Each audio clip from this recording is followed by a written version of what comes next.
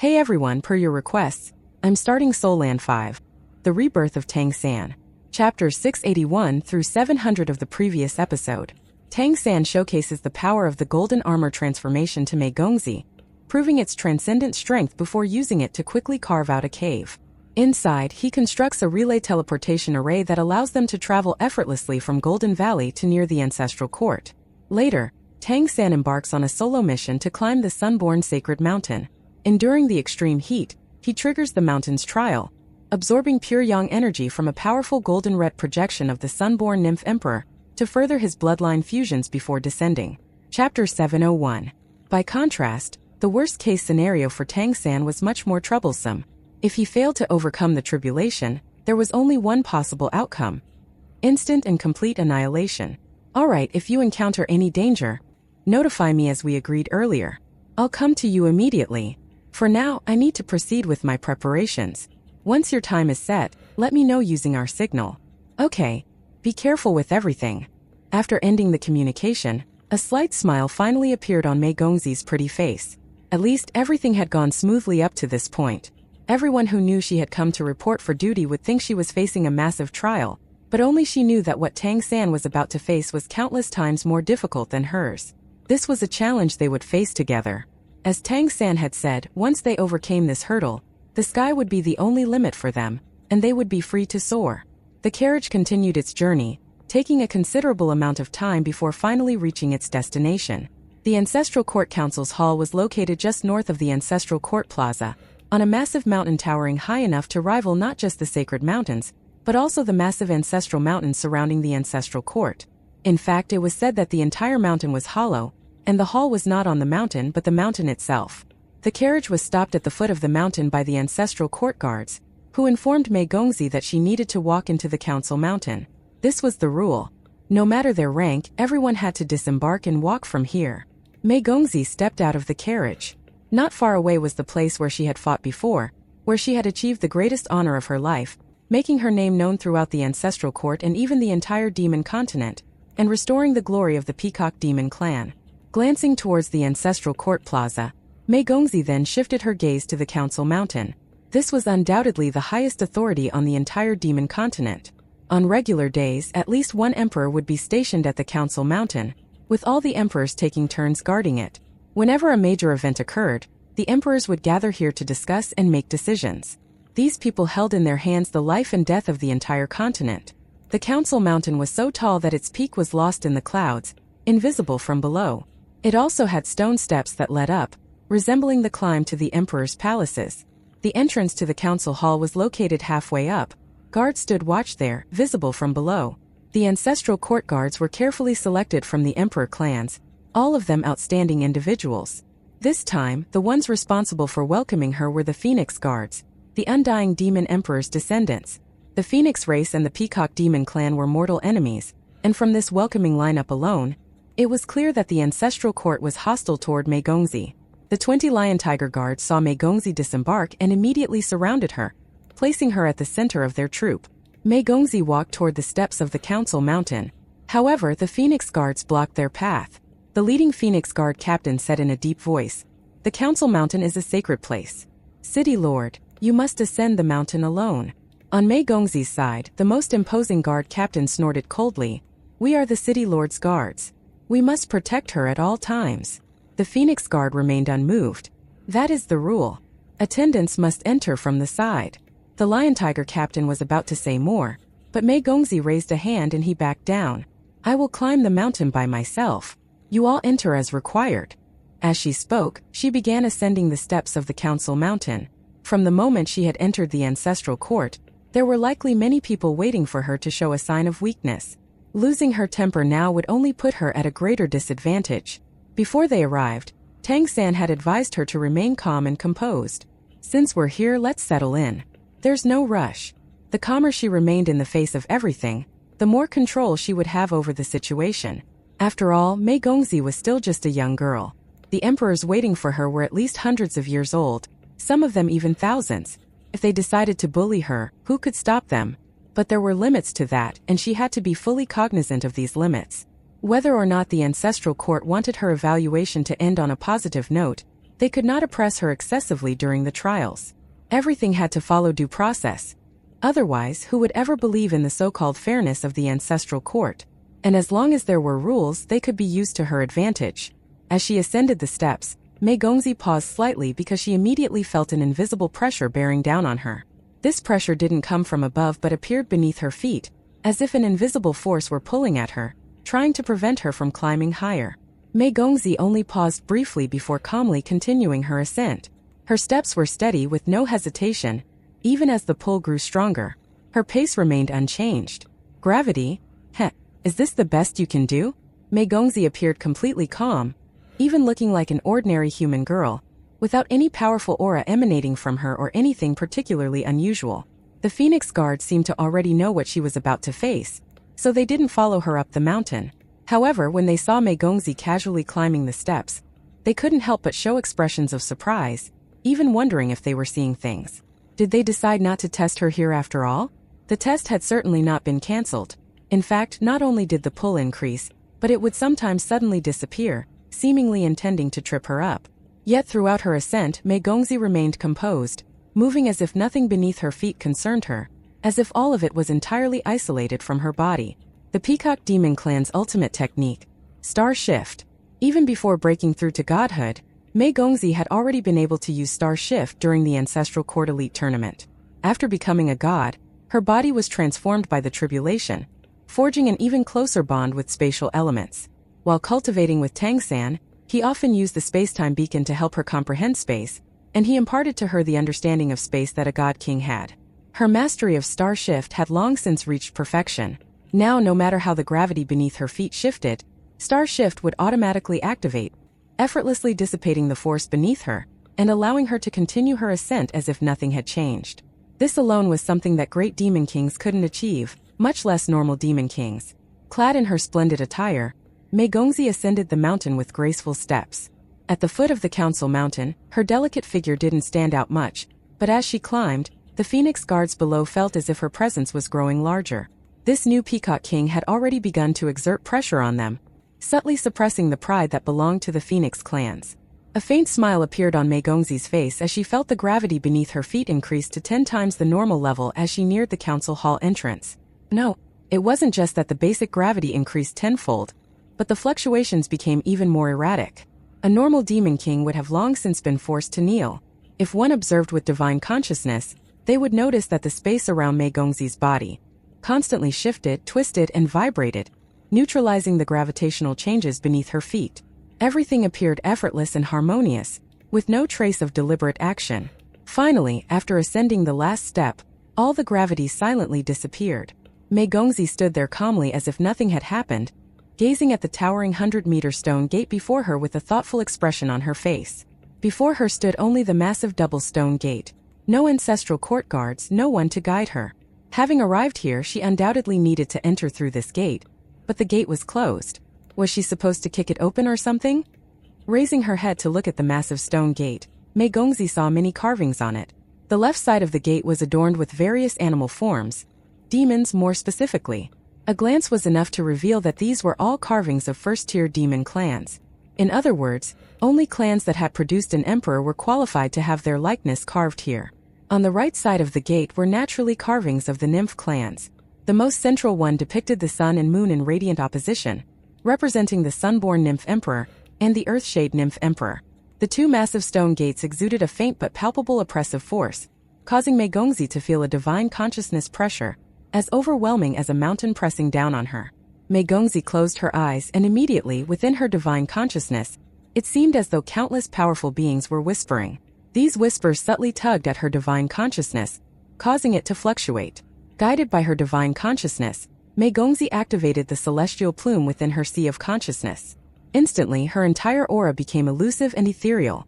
Her divine consciousness, under the influence of the celestial plume's aura, became unpredictable. Despite the immense pressure of divine consciousness, she felt as though she were an intangible entity, unaffected by the weight descending upon her. The celestial plume granted her an extraordinary perception, allowing her to silently navigate through the pressure of those divine consciousnesses. At that moment, a deep and powerful voice echoed. "Very good. As expected of the Ancestral Court Elite Competition champion. In the next instant, the massive stone gate before Mei Gongzi slowly began to open, revealing a wide passageway. The light beyond the gate was extremely bright. The first thing Mei Gongzi saw was a massive golden pillar of light deep within, seemingly descending from the heavens. This sight reminded her of the scene within Golden Valley. Under Tang San's illusion array, sunlight only fell directly above the golden tree in Golden Valley, presenting a golden brilliance.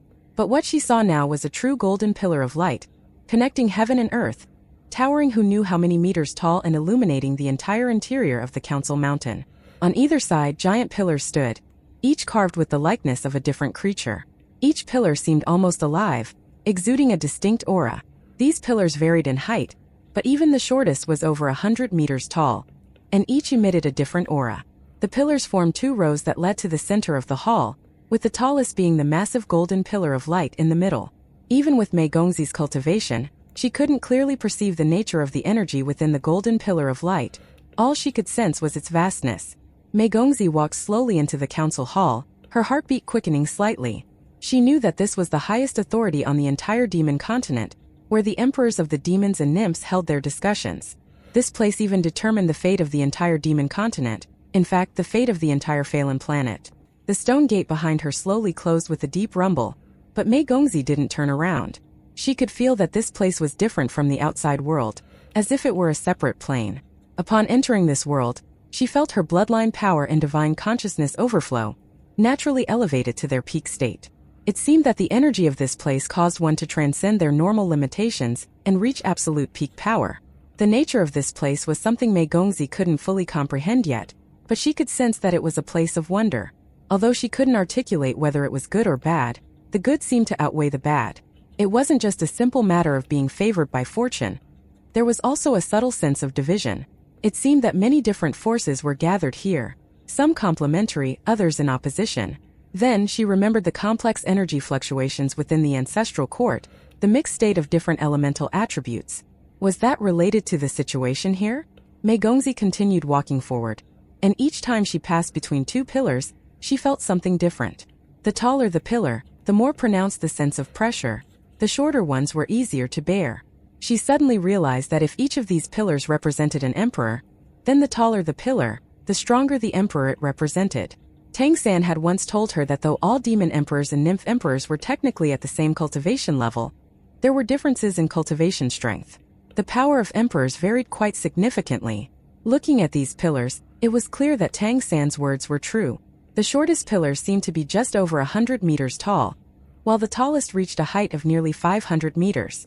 A 5-fold difference in height surely indicated a vast disparity in strength. The deep, resonant voice that had spoken earlier sounded again, drawing Mei Gongzi's attention. The celestial pillars were constructed one after another, starting from the ancestor pillar. In other words, the farther you go back into the past, the closer you get to the ancestor pillar. In front of the massive golden pillar of light at the innermost part of the council hall, a towering figure had appeared at some point.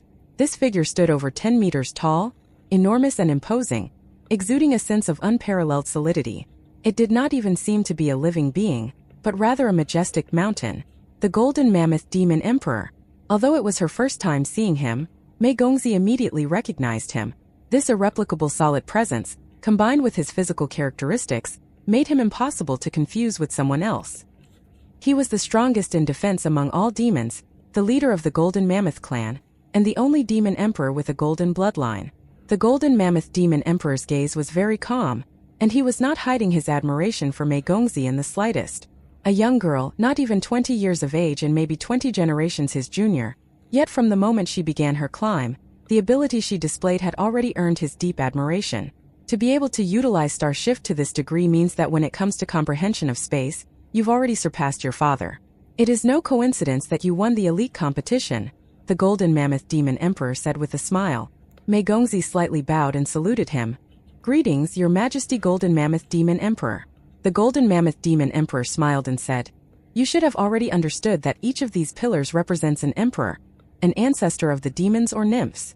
These celestial pillars are imbued with their essence, and bear the divine consciousness fluctuations of every emperor that has ever appeared among these races. One of the most important tasks of the Ancestral Court Council is to protect these celestial pillars, for they are the true core of the demon and nymph clans. Because of these pillars, The clans they represent possess the most powerful bloodline. And behind me is the Ancestor Pillar, representing the ancestral power accumulated over countless years by the demons and nymphs. For that reason, we also call it the Pillar of 10,000 Ancestors.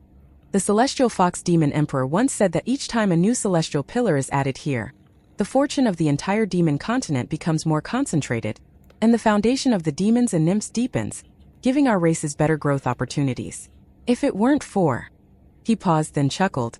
Never mind. There are some things you'll only learn after you've successfully completed your evaluation and officially become the Lord of Kali City. According to ancestral rules, you may now seek enlightenment before your ancestor pillar. You have 3 days. The day you have to report to the council is 3 days from now. Cherish these 3 days, as they are crucial to your success. Your evaluation will take place here, and all the demon emperors of our Empyrean Dominion will be present. If you can gain recognition from your ancestors during these 3 days, your chances of success will increase significantly. Do you understand what I mean? I understand, Mei Gongzi nodded. 3 days. She would spend 3 days here in meditation. This was something she hadn't known before coming here. And after arriving, she realized that her communication with Tang San had been cut off. No energy of any kind could be transmitted from this place. As a result, there was no way for Tang San to know that she wouldn't undergo the evaluation until 3 days later. Even the White Tiger Demon Emperor hadn't told her that there would be such a process before the report. Sensing the aura of their ancestral bloodline would undoubtedly be a great opportunity for anyone reporting. However, these 3 days, which were not part of their original plan, might introduce unexpected variables. This thought flashed through Mei Gongzi's mind, but she quickly regained her composure. She had discussed things with Tang San for days on end already, and they had expected the ancestral court to have her report immediately, likely on the second day after her arrival. All their timing had been arranged based on this. But now that things had changed, what could she do? All she could do was choose to trust Tang San and his judgment. As she raised her head to look at the enormous celestial pillars before her, Mei Gongzi's gaze quickly locked onto one of the pillars on the left. On that pillar lay a crouching tiger. A white tiger with massive wings spread wide, emanating an unparalleled killing intent that filled the atmosphere around the pillar with an aura of menace. Without a doubt, this was the aura of the White Tiger Demon Emperor. This pillar stood over 200 meters tall. Mei Gongzi estimated it to be around 230 meters in height. However, Mei Gongzi did not immediately approach this pillar. Instead, her gaze continued inward, searching for another target. It was a giant pillar that gleamed with a brilliant silver hue, standing over 350 meters tall. Among all the celestial pillars, it definitely ranked within the top 20. At the top of the pillar, a massive silver peacock spread its tail feathers wide. The silver light around the pillar flickered rhythmically, filled with strange spatial fluctuations. The silver peacock's eyes were not large, but when Mei Gongzi looked at them, she was instantly captivated by its gaze. She seemed to see an infinitely distant past and an infinitely remote future in those eyes. The celestial plume in her sea of consciousness began to ripple the moment their eyes met. It was a feeling akin to finding a long-lost relative, mixed with a touch of grievance. Mei Gongzi knew exactly where this grievance came from. It was clearly because she hadn't chosen the celestial plume as her life-bound artifact when she ascended to godhood. From Mei Gongzi's perspective, she had indeed been willing to let the celestial plume become her life-bound artifact. It was simply that she trusted Tang San's judgment more than even her own father's words. Besides, the power of the Azura sword far surpassed that of the celestial plume, and she had experienced that power herself. In the history of the Peacock Demon Clan, there had been only one emperor, and it was she who had elevated the Peacock Demon Clan from a second-tier bloodline to a first-tier one, making the celestial plume a true divine artifact and giving rise to the saying, "The peacock peers into the secrets of heaven." Now, seeing this celestial pillar, Mei Gongzi truly understood just how powerful this former Peacock Demon Emperor had been. Being in the top 20 didn't sound like much, at first sight at least, but that could not be further from the truth. Altogether, there were approximately 60 celestial pillars, with some belonging to the demons and some to the nymphs. Less than half of the celestial pillars were over 300 meters tall, and there were only a handful that exceeded 400 meters. In fact, most of them were 100 or 200 meters tall. In other words, within the framework of the entire demon continent throughout its long history, the Peacock Demon Emperor's ranking was by no means low. Mei Gongzi took step after step until she stopped in front of this celestial pillar. Immediately, her bloodline seemed to sense something, and the boiling feeling within her intensified. Silver flame surged up from her body almost instantly, making it seem as if her entire being was ablaze. A platinum-colored peacock crown appeared upon her brow, and under the glow of the silver flames, Mei Gongzi looked like a heavenly maiden bathed in celestial light. The peacock's celestial pillar, influenced by her presence, also began to ripple with silver light from bottom to top. The light was warm and gentle, but it carried strange spatial fluctuations. In the next instant, the silver flames on Mei Gongzi's body suddenly flared to their peak, transforming into a pillar of silver light that shot skyward. Almost instantly, she was engulfed by the silver light, disappearing without a trace. The Golden Mammoth Demon Emperor had been watching Mei Gongzi the entire time. When he saw the silver pillar of light shooting into the sky, a glimmer of astonishment flashed in his eyes. This was because the silver pillar of light rising from Mei Gongzi instantly reached a height that even surpassed the celestial pillar left by the Peacock Demon Emperor, soaring beyond 400 meters. Mei Gongzi herself had no idea what was happening, but as a demon emperor, he understood very well. When one paid homage to a celestial pillar, their potential would be revealed. It was a display of the maximum potential they could achieve in the future. In other words, if this young girl were to become an emperor in the future, she might even surpass the former Peacock Demon Emperor. If her light surpassed 400 meters, that meant her potential power ranked within the top 10 in the history of the entire demon continent. This was an extraordinary achievement. Moreover, he knew all too well that this girl not only had the bloodline of the Peacock Demon Emperor, but also that of the White Tiger Demon Emperor. Although the latter was somewhat weaker than the former, the celestial pillar only revealed the potential of one bloodline. If the White Tiger Demon Emperor's bloodline was added into the equation, could this girl potentially reach 500 meters in the future? That was the pinnacle for an emperor, and among the living emperors, only the Crystal Demon Emperor had reached this level.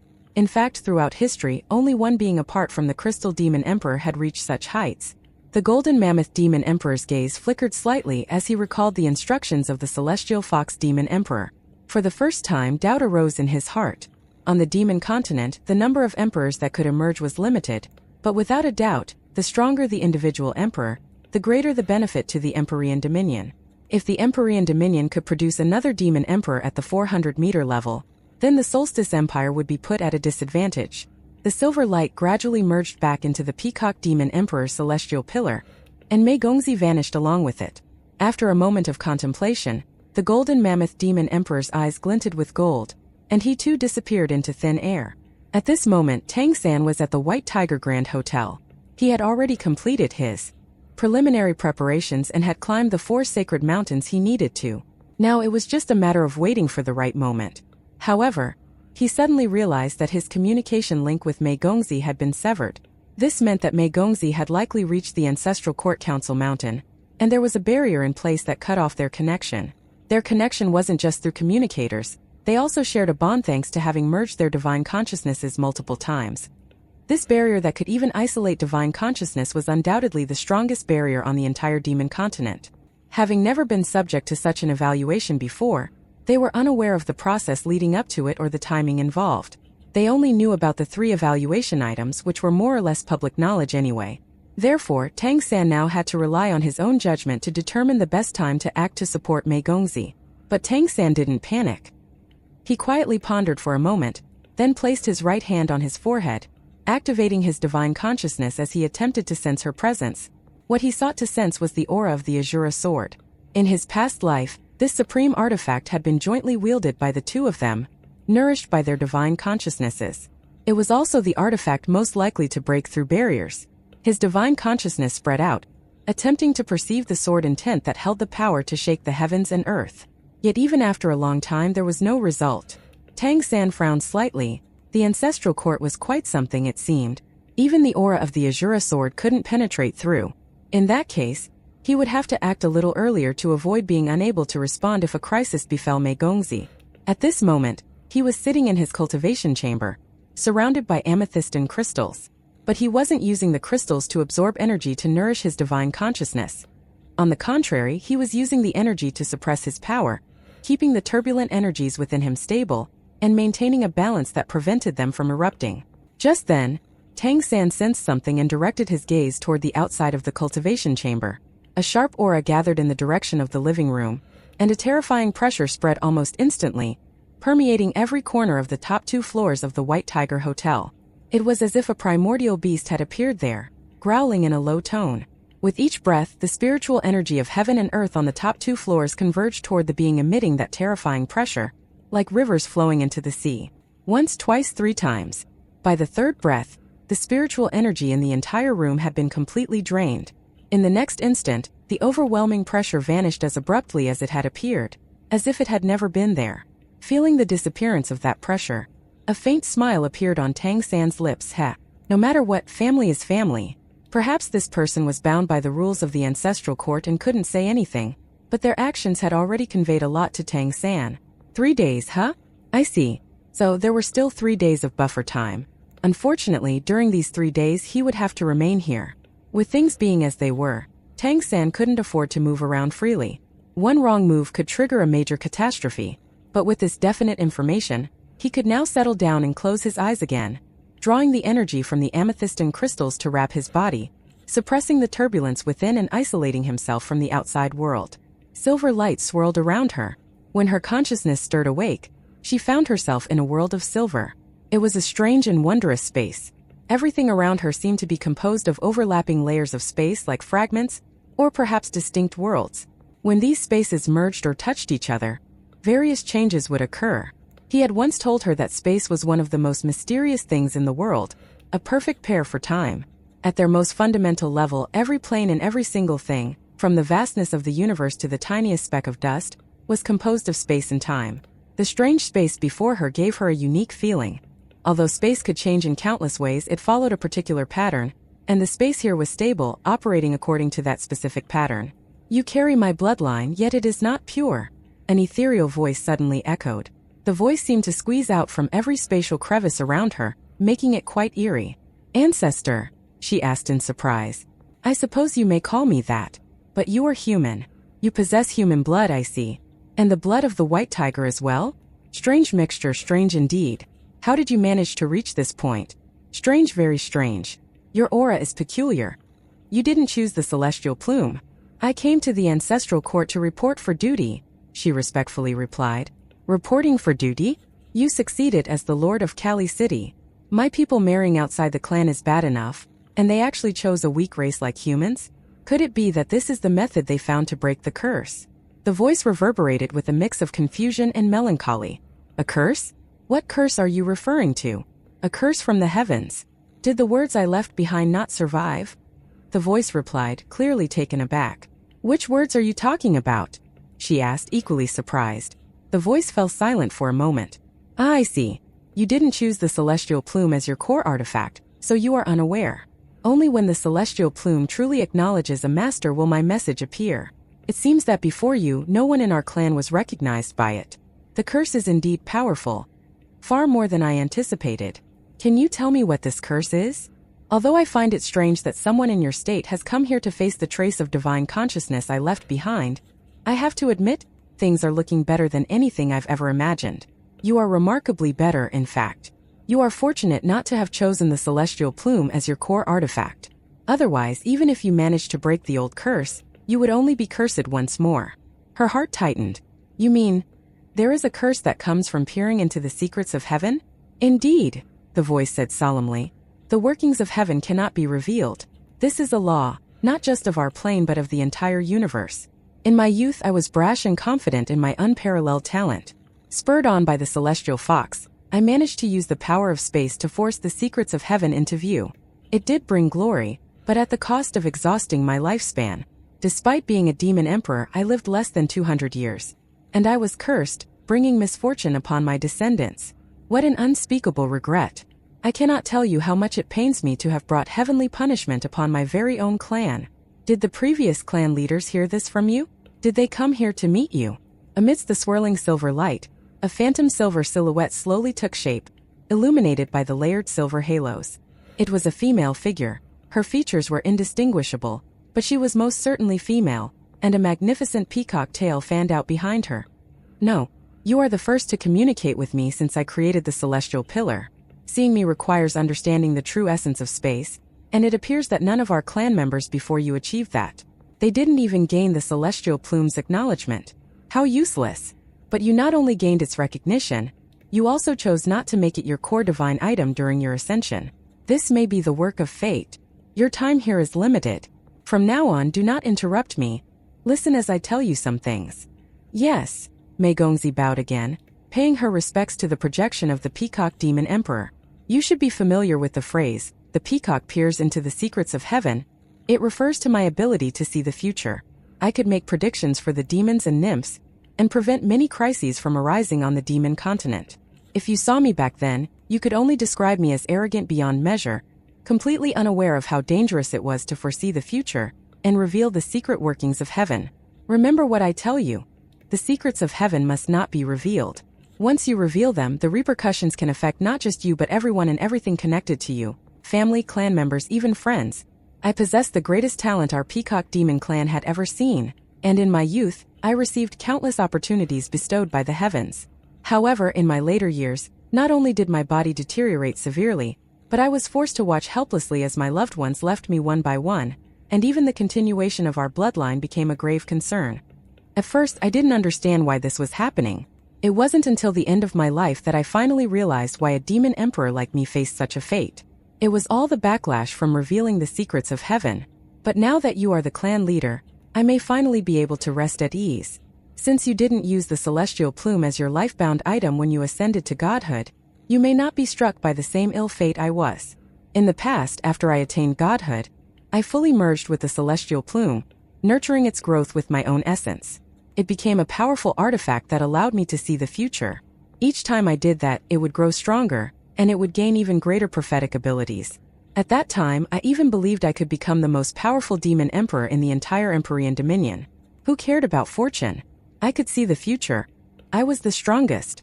It wasn't until later that I realized that I was nothing but a fool. The benefits of seeing the future were shared by both the demon and the nymph races, all races and clans, but the backlash fell solely on me and my kin. Even my son and grandson lost their lives because of it. In the end, only a thin branch of my bloodline managed to survive. Therefore, you must remember, no matter the circumstances, no matter who asks you, never attempt to peer into the secrets of heaven. In fact, it would be best to destroy the celestial plume, to end this ability in our lineage once and for all.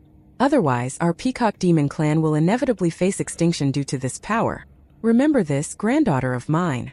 Mei Gongzi's heart was in turmoil. The words of this ancestor fully confirmed everything Tang San had told her. Every single word.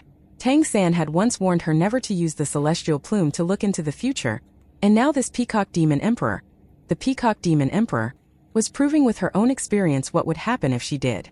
The Peacock Demon Emperor sighed and said, "Your talent is exceptional, at least comparable to mine in my youth. Otherwise, you wouldn't be able to sense this trace of divine consciousness, let alone talk to me.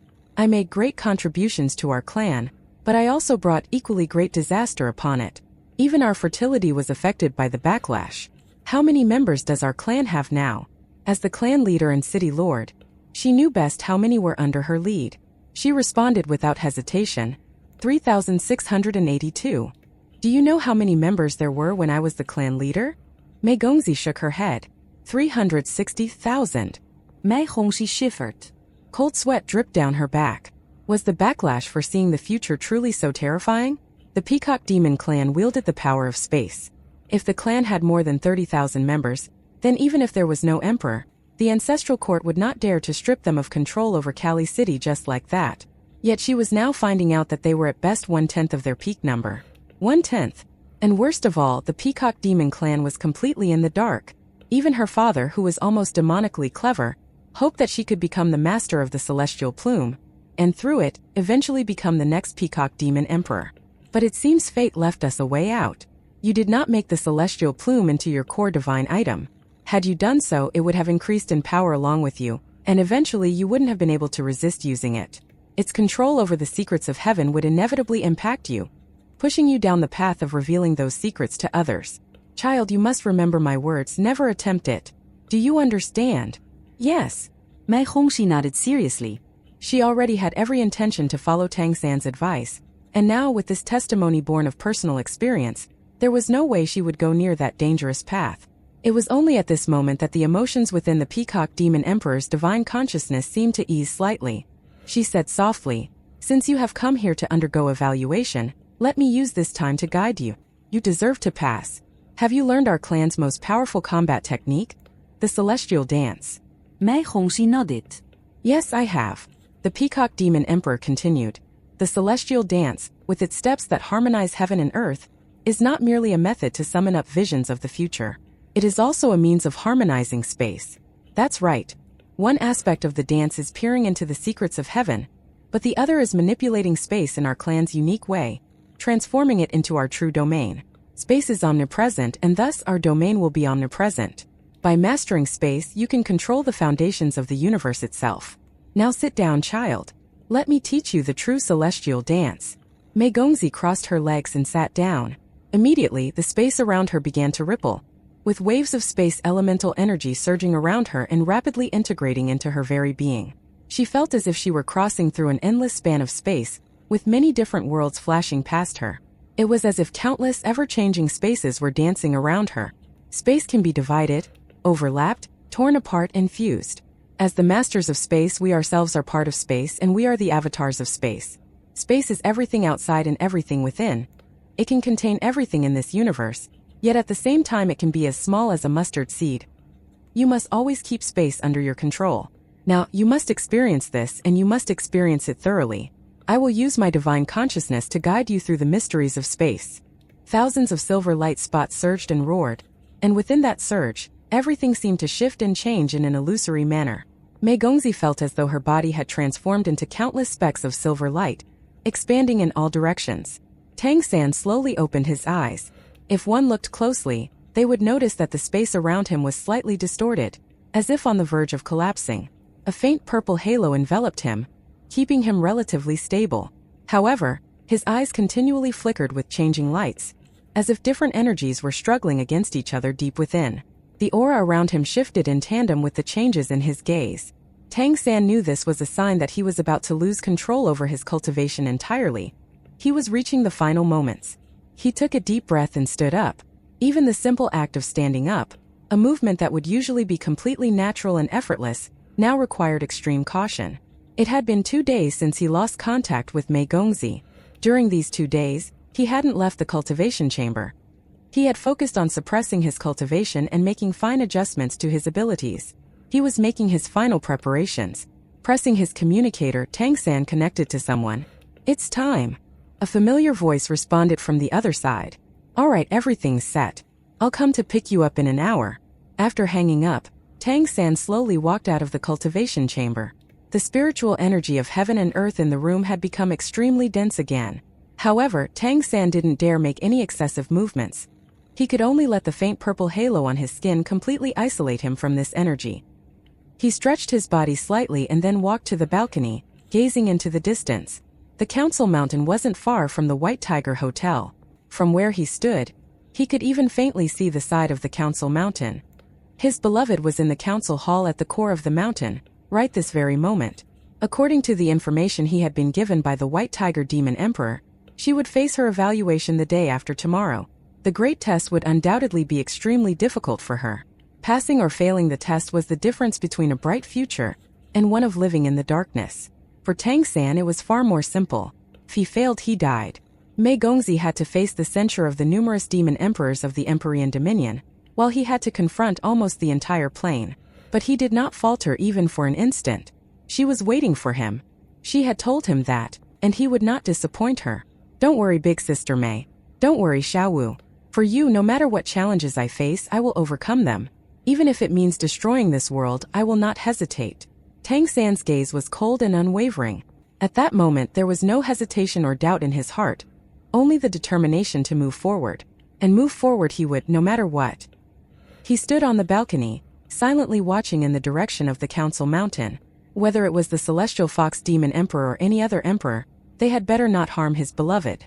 If they did, he would use the entire demon continent as a sacrifice to appease her. A faint glint of killing intent flashed in Tang San's eyes. A large, deep purple hooded cloak enveloped him. With his head slightly lowered, it was impossible to see his face from the outside. Outside the White Tiger Hotel, a carriage awaited. A tall and muscular figure jumped down from the carriage. It too wore a hooded cloak, but it stood over 2.5 meters tall. Even being slightly close to it, one could feel an indescribable pressure emanating from it. Sensing the aura, Tang San slightly raised his head and looked at the robust figure. The figure sensed his presence too and immediately waved him over enthusiastically. Tang San quickly walked over and directly boarded the carriage without a word. The burly figure also boarded the carriage and instructed the driver to depart. Removing his hood, Big Cat looked at Tang San with a bit of excitement.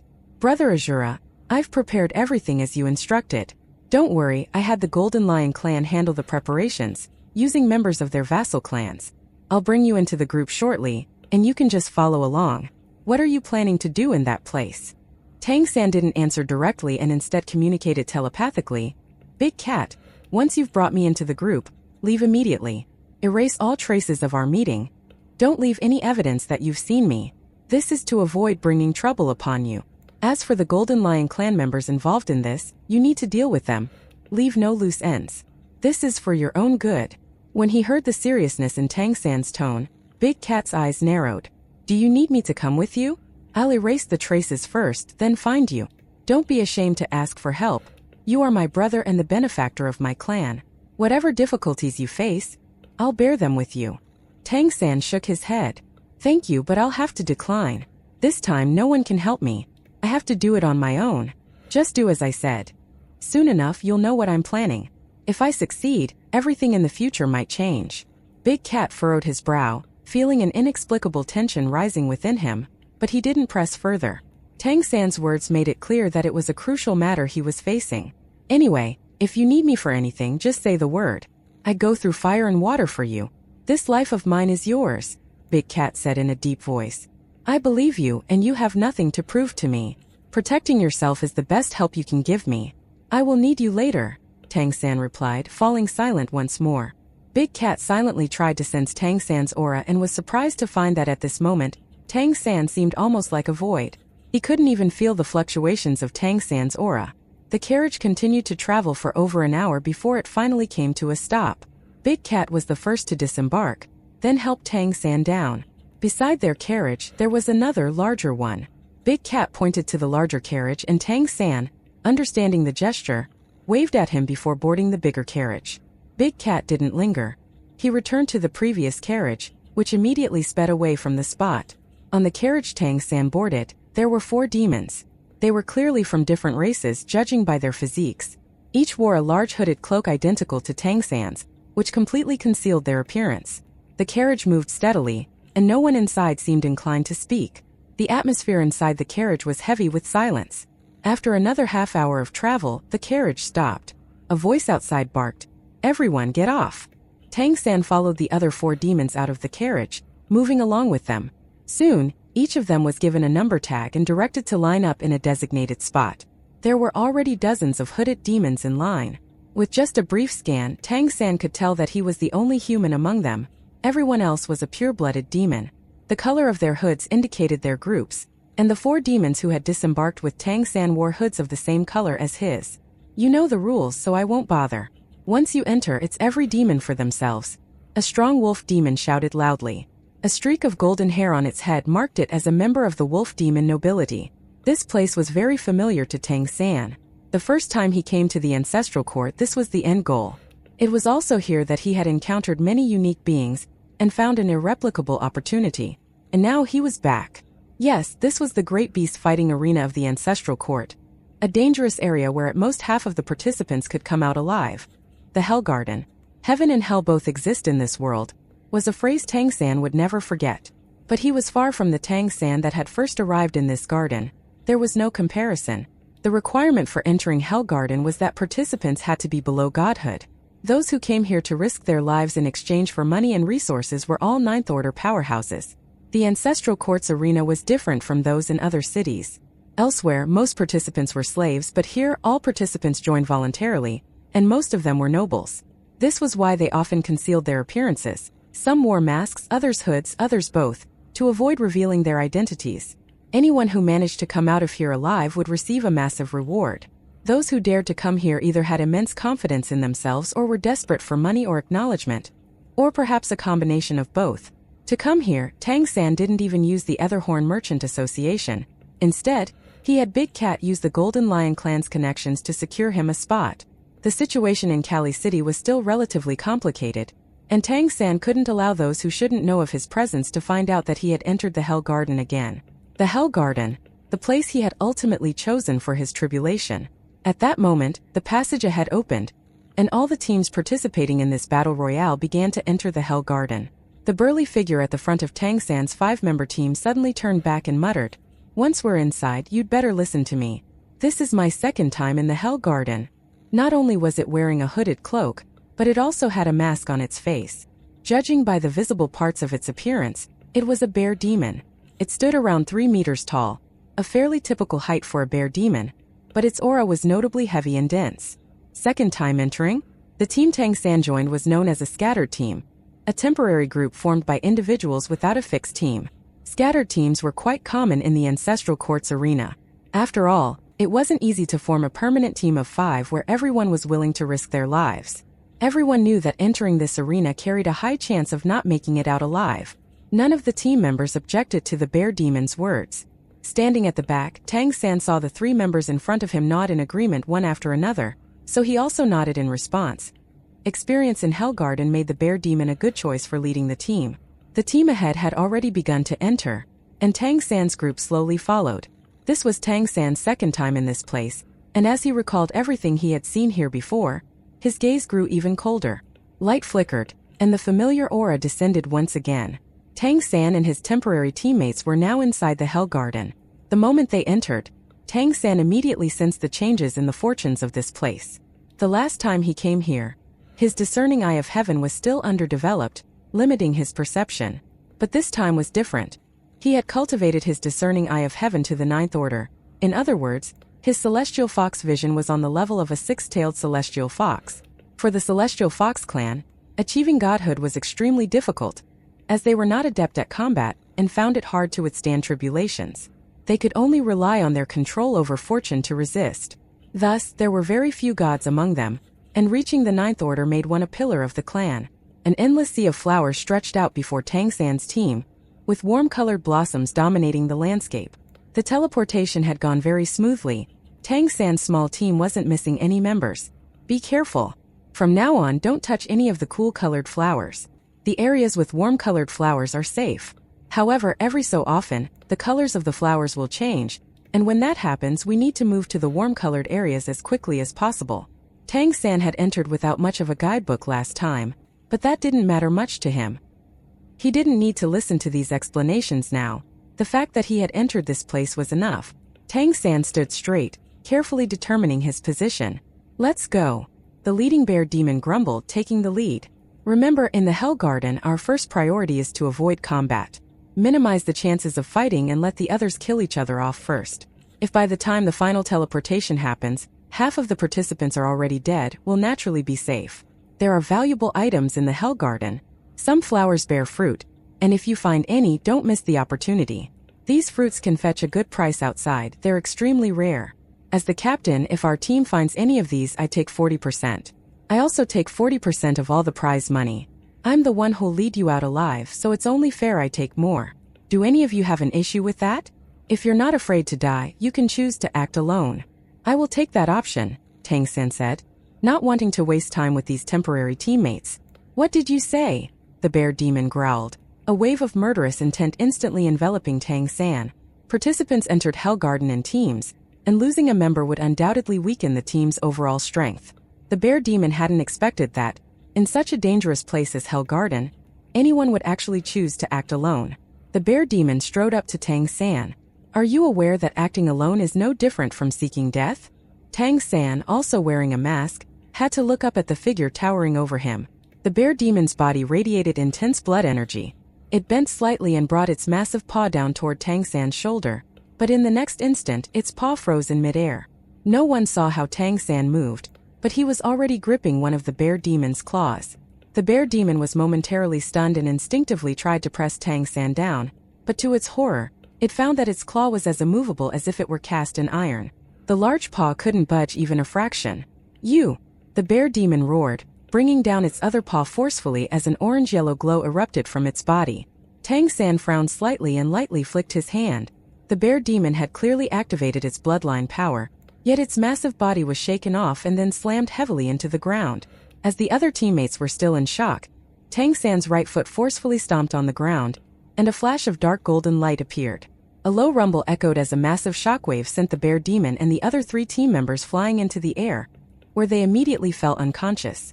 This was not the war stomp of the behemoth, nor that of the golden mammoth. It was the war stomp of the golden armor transformation. Tang San's terrifying golden armor transformation flared for just an instant, and it was enough to knock out all 4 ninth order demons present. Without even glancing at them, Tang San turned, picked a direction and leaped forward. A faint white halo expanded from his forehead as his discerning eye of heaven activated. As he sped off into the distance, he completely ignored the flowers, whether cool or warm. Yet even though that action was brief, the space around him began to slightly distort. As he ran, Tang San raised his right hand, which emitted a faintly distorted glow. A tower-like object emerged from his palm, radiating soft, twisted waves of light that enveloped him, suppressing the discord within him. After being refined by Tang San for so long, and thanks to the rainbow skyfire liquid, the chunk of spacetime beacon had now taken shape. It had formed into a 7-floor pagoda shape. Tang San had named it the Spacetime Lighthouse. At this moment, he was using the properties of the Spacetime Lighthouse to suppress the turbulent energies within him, preventing an immediate lightning tribulation. At the same time, it concealed his aura within the Hell Garden. The Spacetime Beacon, especially such a large piece, was a divine-level item to begin with. Thanks to the influence of the rainbow skyfire liquid and Tang San's guidance, it was now a proper divine artifact. In fact, it was comparable to the best divine artifacts of this world. As he sped across the flower beds, whether the large flowers were warm or cool-colored, they showed no reaction as Tang San passed by, as if they couldn't sense his presence at all. Under the influence of the polar luck domain, it was as if he had completely merged with the world of the Hell Garden. He didn't know the exact location of the Heaven Garden he sought because he lost his sense of direction the moment he entered the Hell Garden. However, this didn't hinder him from finding his destination. All he needed to do was move in the direction where the cold-colored flowers were more abundant. As the warm-colored flowers became fewer, he knew he was on the right track. The closer he got to the Heaven Garden, the more cold-colored flowers would appear, until he was surrounded by them. He just needed to follow this pattern to find his way. Compared to his cautious approach the last time he was here, Tang San was moving much faster this time, thanks to the protection of the Spacetime Lighthouse. As he flew, he quietly sensed the changes in energy within the Hell Garden. Thanks to the significant enhancement of his divine consciousness, he could sense that the internal atmosphere of the Hell Garden was quite stable at the moment. Since the team battle had just begun, the overall energy fluctuations in the Hell Garden were still steady, and the auras of fortune and misfortune were not particularly pronounced. As he flew further, the cold-colored flowers beneath him gradually increased in number, while the warm-colored flowers began to disappear. The surrounding atmosphere also changed accordingly, with a sense of low, oppressive misfortune seeming to pervade every corner of the air, even causing the temperature to drop slightly. Suddenly, Tang San suddenly felt a slight fluctuation from Crystalline's bloodline imprint. She was stirring, as if she had sensed something. Tang San muttered. Crystalline had originally hatched in the Hell Garden. Was this reaction due to the influence of the garden's aura? When he felt her fluctuation, a faint smile appeared on Tang San's face, and the image of that little girl who called him Dad unconsciously surfaced in his mind. As he noticed the cold-colored flowers beneath him growing in both size and number, Tang San knew that he was nearing the place he was searching for. Heaven and hell both exist in this world. What he sought was the heaven within hell. In the Ancestral Court's Council Hall, a faint silver glow swirled around. A wisp of pale silver light slowly separated from the massive celestial pillar, taking shape in front of the great column. The silver light on the celestial pillar gradually dimmed, returning to its quiet, dark state, just like the other pillars that seemed to merely support the existence of the Ancestral Court's Council. Mei Gongzi, dressed in a silver gown, sat quietly as the faint silver glow around her gradually receded and her aura became increasingly restrained. She now seemed almost illusory, as if she was no longer human but rather composed of countless pieces of fragmented space. Or perhaps it was as if thousands of complete spaces were rapidly shifting around her. A peak-level demon king. Impressive, I have to say. To reach this level in just half a year. It's no wonder you're the champion of the Ancestral Court Elite competition. A calm voice rang out, and in the next moment, the dome of the council hall lit up. A faint glow descended from above, and in the sky, flecks of golden light swirled, illuminating the council hall and every celestial pillar down to the finest detail. At the center of the council hall, where Mei Gongzi had last seen the golden mammoth demon emperor, a refined middle-aged man appeared. He was none other than the true ruler of the ancestral court, the master of destiny, the celestial fox demon emperor. Mei Gongzi opened her eyes. The moment she did, countless silver light spots converged in the center of her pupils, finally merging into a single point. The silver light flashed and then disappeared, and her eyes returned to their very ordinary black color. Her slender figure floated in place, her long legs standing firmly under the silver dress. She gazed calmly at the distant celestial fox demon emperor and slightly bowed. "Greetings, Your Majesty." The celestial fox demon emperor's gaze swept over her, a hint of surprise flickering in his eyes, and he looked thoughtful. "It seems you have not taken control of the secrets of heaven?" Mei Gongzi nodded. "I lacked the strength and did not succeed." Before arriving, Tang San had discussed many things with her. Among these things one stood out.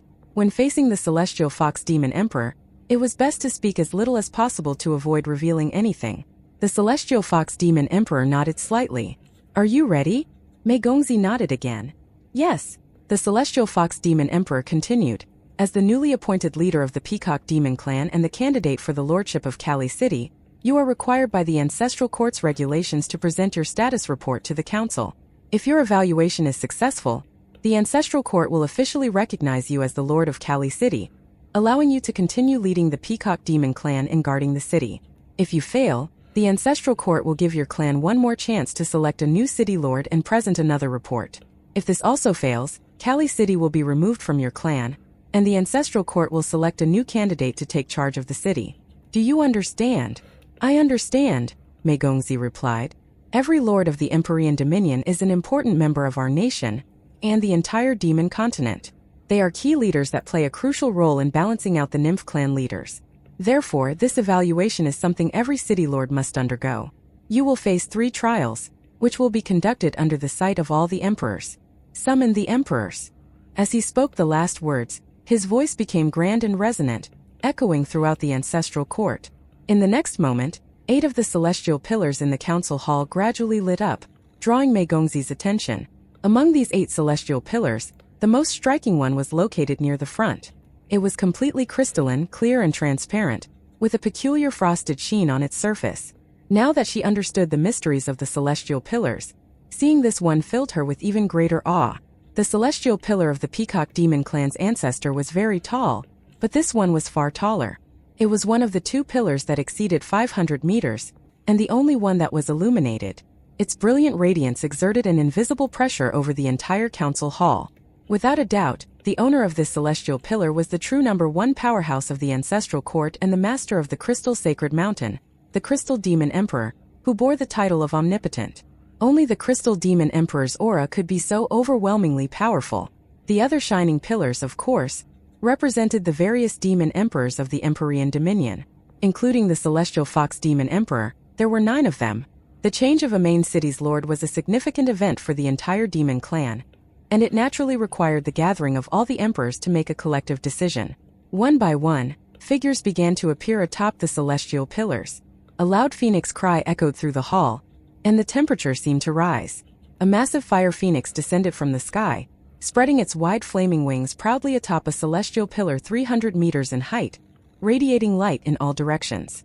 The intense flames instantly created an overwhelming pressure, and from within those blazing flames, Mei Gongzi felt a cold aura, an unmistakable sense of loathing. The Peacock Demon Clan and the entire Phoenix race had always been adversaries. The ancient struggle for the title of King of the Birds had left their relationship irreparably hostile. This was the arrival of the Eternal Inferno Undying Demon Emperor. The flames retracted and the Undying Demon Emperor, clad in a luxurious dark red robe with golden patterns, stood atop his celestial pillar, gazing down at Mei Gongzi. At that moment a low roar echoed, and a murderous aura burst forth almost instantly. The overwhelming killing intent tore through the oppressive atmosphere, filling the entire space with an icy ferocity that was impossible to ignore. Mei Gongzi felt her body relax slightly, and a warm sensation surged in her heart. Atop a celestial pillar over 250 meters tall, brilliant white light brightened the entire council hall. A pair of enormous white wings slowly folded, and fierce killing intent spread unchecked. The cold gaze was directly fixed on the Undying Demon Emperor, showing no signs of retreat despite the height difference between their pillars. The heaven-crossing, earth-piercing White Tiger Demon Emperor was the second to arrive. His presence clearly indicated a readiness to confront the Undying Demon Emperor. In the next moment, one powerful aura after another began to emerge. Ranked 4th, the Unbreakable Sky-Splitting Demon Emperor. Ranked 6th, the Eternal Night Sovereign Tenebrous Demon Emperor. Ranked 7th, the Golden Radiance Mammoth Demon Emperor.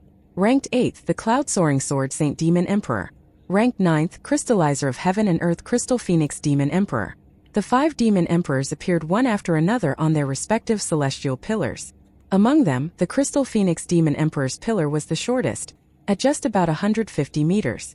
This indicated that, as a recently ascended emperor, there was still a gap in strength between him and the other emperors.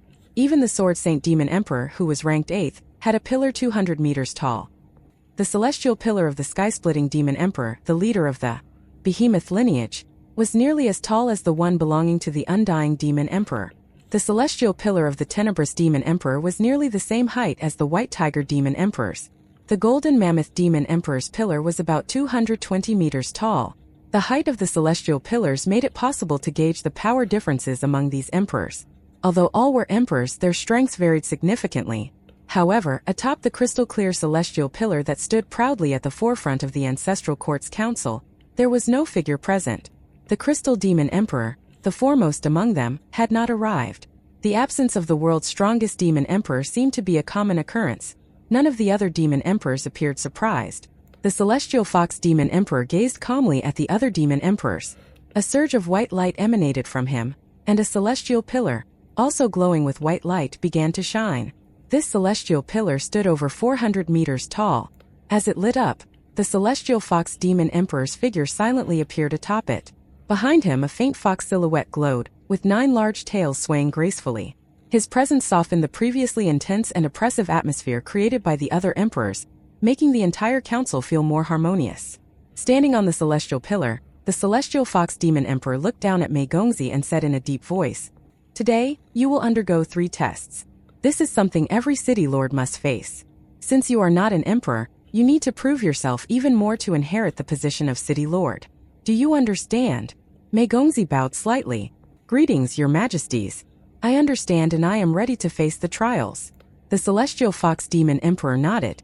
"Good. Your first test is to prove that you have the ability to protect Kali City. In this regard, your father was lacking. It was only after much deliberation and in recognition of the contributions of the Peacock Demon Emperor that he was allowed to pass and continue ruling Kali City successfully. However, Kali City has been without an emperor for many years, and it lacks the strength to respond adequately should there be a threat coming from the endless blue sea. You must prove that you have the strength to defend your city, and the potential to become an emperor. Thus, for your strength assessment, you must consecutively defeat 3 opponents to pass. These 3 opponents will be at your level and above." "Yes." Mei Gongzi did not protest the change from facing 1 opponent to 3 as the emperors had expected. She was surprisingly calm.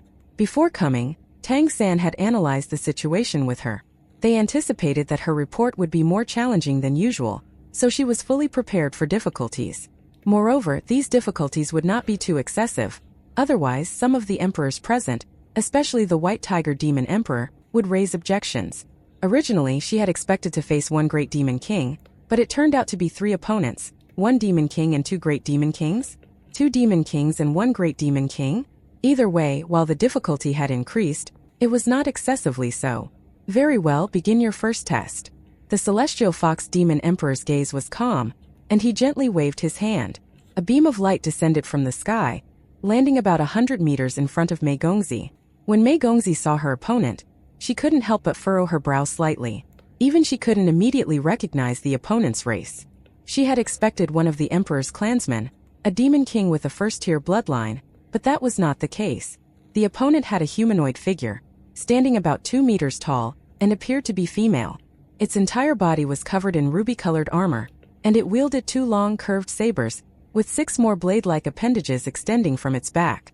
A closer look revealed that the armor was in fact some kind of carapace. Though it was incredibly ornate, it seemed to be a part of its body, and its face was covered by a mask, obscuring its appearance. Or maybe that was its true appearance. Before Mei Gongzi could figure out what race or clan her opponent was from, the voice of the Celestial Fox Demon Emperor rang out. The red-armored female moved almost instantly, like a streak of red lightning, cutting through space as if it were a blade itself. A crimson saber was upon Mei Gongzi in a flash. This was officially called a test, but in fact it was very much a real battle. There was no room for hesitation or mercy.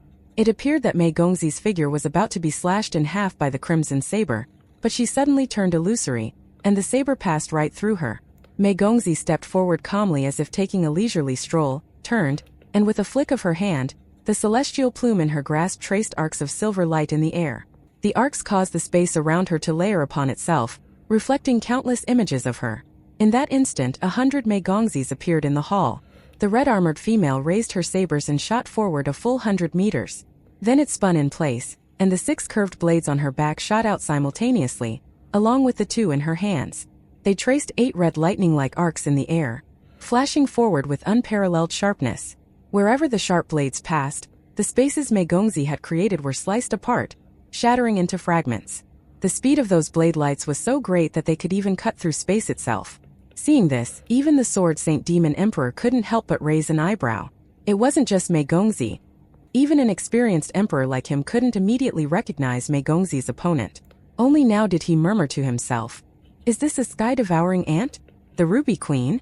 No, it must be an heir, not the queen. The real deal is a great demon king, while this one is only at the demon king level." The sky-devouring ants were a particularly unique clan, and they lived in areas rich in life energy, feeding on it. Only the royal lineage had this kind of ruby-like carapace, hence the name of Ruby Queen or Princess in this case. Originally, the leader of the sky-devouring ants was known as the Ruby Empress, but to avoid offending the actual demon emperors, the title was changed to Queen. The members of this clan were almost never seen in public. They kept to themselves, and they were extremely hard to find. It was surprising to see a Ruby Princess here, and it clearly indicated a direct connection with the Celestial Fox Demon Emperor. The Ruby Princess's abilities seemed tailored to break through space, directly countering Mei Gongxi's Peacock Demon Bloodline abilities. But just then, a strange scene unfolded. The fragmented pieces of space that had been sliced apart began to undergo a miraculous transformation. They started to reassemble themselves, fusing back together as if nothing had happened. The Ruby Princess, who had already moved past, turned back and couldn't help but narrow its eyes. The space it had cut apart had seamlessly fused back together. The 6 curved blades on its back reattached themselves, but it did not rush to attack again. Clearly, its opponent's control over space far exceeded its ability to slice through it. The Ruby Princess paused only briefly before performing a bizarre action. It stepped forward with its left foot, its knee bending into a stance reminiscent of an archer's. Its upper body rose slightly as she took a deep breath. Its entire armor began to emit a brilliant radiance, like a massive ruby shining with dazzling light. It slowly brought its hands together above its head, crossing the pair of curved sabers it held. With a series of clanging sounds, the blades on its back fused into the ones in its hands, and a moment later, its hands only held one saber, 3 times larger than the dual sabers it had first wielded. A radiant red saber light shot up toward the sky. Around it, arcs of black lightning could be seen, clear signs that the energy was so overwhelming that the space around it could barely contain it. The order it had received was clear. Even if it couldn't defeat the opponent, it had to exhaust her as much as possible. Its bloodline power and divine consciousness merged into one, and the massive red saber light concentrated all of this power. Its divine consciousness locked onto the layered space around Mei Gongxi. Affected by the blade light, the layered space Mei Gongxi had created seemed to momentarily freeze, causing her true form to faintly appear. Now, the Ruby Princess's eyes suddenly flashed with intense light, and it brought down its giant curved saber in an instant. The massive red light turned the entire floor of the council hall crimson. As the red light passed through, the layered spaces around Mei Gongxi shattered, crumbling into dust. In the next moment, the blade light had swallowed her and all the space layers she had created. The emperors watching this scene had varied reactions. The Celestial Fox Demon Emperor's eyes showed a hint of surprise, the Undying Demon Emperor frowned, while the White Tiger Demon Emperor, usually stern, allowed a rare smile to cross his face. PFT. The Ruby Princess spat out a mouthful of blood mist, so forceful that it even knocked off its mask, revealing that there was in fact a face behind it, and that face by human standards was stunning. At this moment that stunning face was deathly pale, its breath was unsteady, and its eyes filled with disbelief. On the surface, it appeared that its all-encompassing strike had swallowed Mei Gongxi, but only it knew the truth. When it delivered the strike, it had already lost its lock on the opponent. That brief moment of shock and the ensuing sense of danger, combined with the force of its attack, caused its own energy to backfire, severely injuring it. Meanwhile, Mei Gongxi had somehow moved behind it, and the celestial plume lightly rested on her shoulder. No Qiling. This was the goal Tang San had set for Mei Gongzi. In the council hall, no matter who her opponent was, she was not to kill them. That would give the Celestial Fox Demon Emperor no excuse to act against her. The Ruby Princess's full-power divine consciousness lock was somehow evaded. What did this signify? It meant that Mei Gongzi's divine consciousness far surpassed that of her opponent, perhaps even existing on an entirely different level. Though Mei Gongzi was still a demon king and had not yet broken through to the great demon king realm, she completely dominated the other in terms of divine consciousness. The solidity of her divine consciousness astonished even the emperors present, especially with how seamlessly she combined it with spatial power. The phenomenon of being unable to lock onto someone of the same level was so uncommon that even the emperors couldn't remember seeing something before. Only Mei Gongzi herself knew what was really happening. When Tang San was guiding her in her cultivation, he had told her that time and space are the most profound principles in the universe, connected to all forms of energy. Thus, any energy could be altered by time and space. This applied not only to bloodline power but also to the body itself, and even consciousness could be altered with changes in time and space. Therefore, divine consciousness could be altered too. In this world, no one could compare to Tang San when it came to controlling divine consciousness, so his guidance was naturally beyond what this plane of existence could comprehend. Divine consciousness could lock onto another consciousness within the same space, but what if that consciousness suddenly left that space? Could it still be locked onto? Unless one could follow their target into that space, the target would naturally be lost. Mei Gongzi's understanding of this concept had not been deep enough when she stepped into the council hall, but her 3 days of enlightenment at the Celestial Pillar, where she grasped the profound secrets of her ancestors' spatial techniques, allowed her to finally gain a basic ability to manipulate divine consciousness through space. The Ruby Princess she had just faced was no match for her in any aspect. Mei Gongzi could have won in multiple ways, but since 3 battles had been arranged and the first opponent's abilities were specifically selected to target her, the intention was clear: to wear her down. Therefore, she needed to win while conserving as much energy as possible. The first round is over. Stand down. The Celestial Fox Demon Emperor's voice rang out. The Ruby Princess bowed deeply toward the Celestial Fox Demon Emperor's celestial pillar, then cast a long, intense gaze at Mei Gongzi before quickly springing up and vanishing into a corner. The second round starts in 15 minutes, said the Celestial Fox Demon Emperor. Despite being under the watchful eyes of the emperors, Mei Gongzi calmly sat down and immediately began meditating to recover her previous expenditure without any hesitation or pretense. The White Tiger Demon Emperor nodded slightly. Since participating in the Ancestral Court Elite Tournament and winning the championship, the progress of his granddaughter was practically visible to the naked eye. In just over half a year, she had grown to an extent that surpassed even his greatest expectations. The White Tiger Demon Emperor wasn't particularly concerned about whether Mei Gongzi succeeded in her evaluation. Rather, he was contemplating whether, if she failed this time, he could bring her into the White Tiger clan to become his heir instead. The White Tiger bloodline was a mutation, and true White Tigers were extremely rare. In all fairness, they couldn't even be termed a clan proper. The White Tiger Demon Emperor's descendants were fewer still. This was one important reason why, despite Su Qin having human blood, she was still deeply cherished by this emperor. Mei Gongzi naturally also had human blood in her veins, but what mattered most was the potential she was now displaying. A true emperor's potential. It wasn't just that she had a chance to become an emperor. If things went, she was practically guaranteed to become one. Such an heir was not easy to find. If he could make her his successor and allow her to inherit the White Tiger lineage, then combined with her own understanding of space, her achievements as an emperor in the future would almost certainly surpass his. The White Tiger Demon Emperor's attention to Mei Gongzi wasn't solely because of their blood relationship. Her potential was the real reason. Moreover, there was that young man by her side. That young man was extraordinary as well. As a top-tier emperor, the White Tiger Demon Emperor had his own main city. If she couldn't become the Lord of Kali City, why couldn't she, under his protection, become the master of his city in the near future? By then, she might have been groomed into another emperor. The Crystal Demon Emperor was nearing the end of its life, so there was no reason why she couldn't replace it. Who could predict the achievements of an emperor with dual bloodlines? The celestial pillar of the Crystal Phoenix Demon Emperor was the shortest among the emperor's pillars, and was located toward the gate of the council hall. As he stood on it, watching Mei Gongzi sit quietly in meditation and recovering her energy, his heart was filled with a complex mix of emotions. He was on the verge of cursing the Peacock Demon King to death. If that bastard hadn't replaced his daughter's bloodline, then now with his daughter by his side, they could have seized control of Kali City together. The future ruler of the city would already be decided. What place would the Peacock Demon clan have then? Yet at the same time he couldn't truly hate the Peacock Demon King. If it weren't for him, his wife and daughter would have long been dead. And the fact of the matter was that he had raised her well, and he had raised her to be strong. Since returning from Kali City last time, the Crystal Phoenix Demon Emperor's entire mindset had drastically changed. The hatred and jealousy that once filled his heart had been replaced by regret. He had never imagined things would turn out this way. Although he had achieved the rank of Emperor, he had truly lost to the Peacock Demon King, in every respect. He had lost in a way that left him no choice but to concede.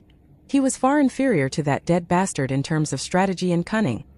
He had lost to a dead man. In the end, he had been the fool all along.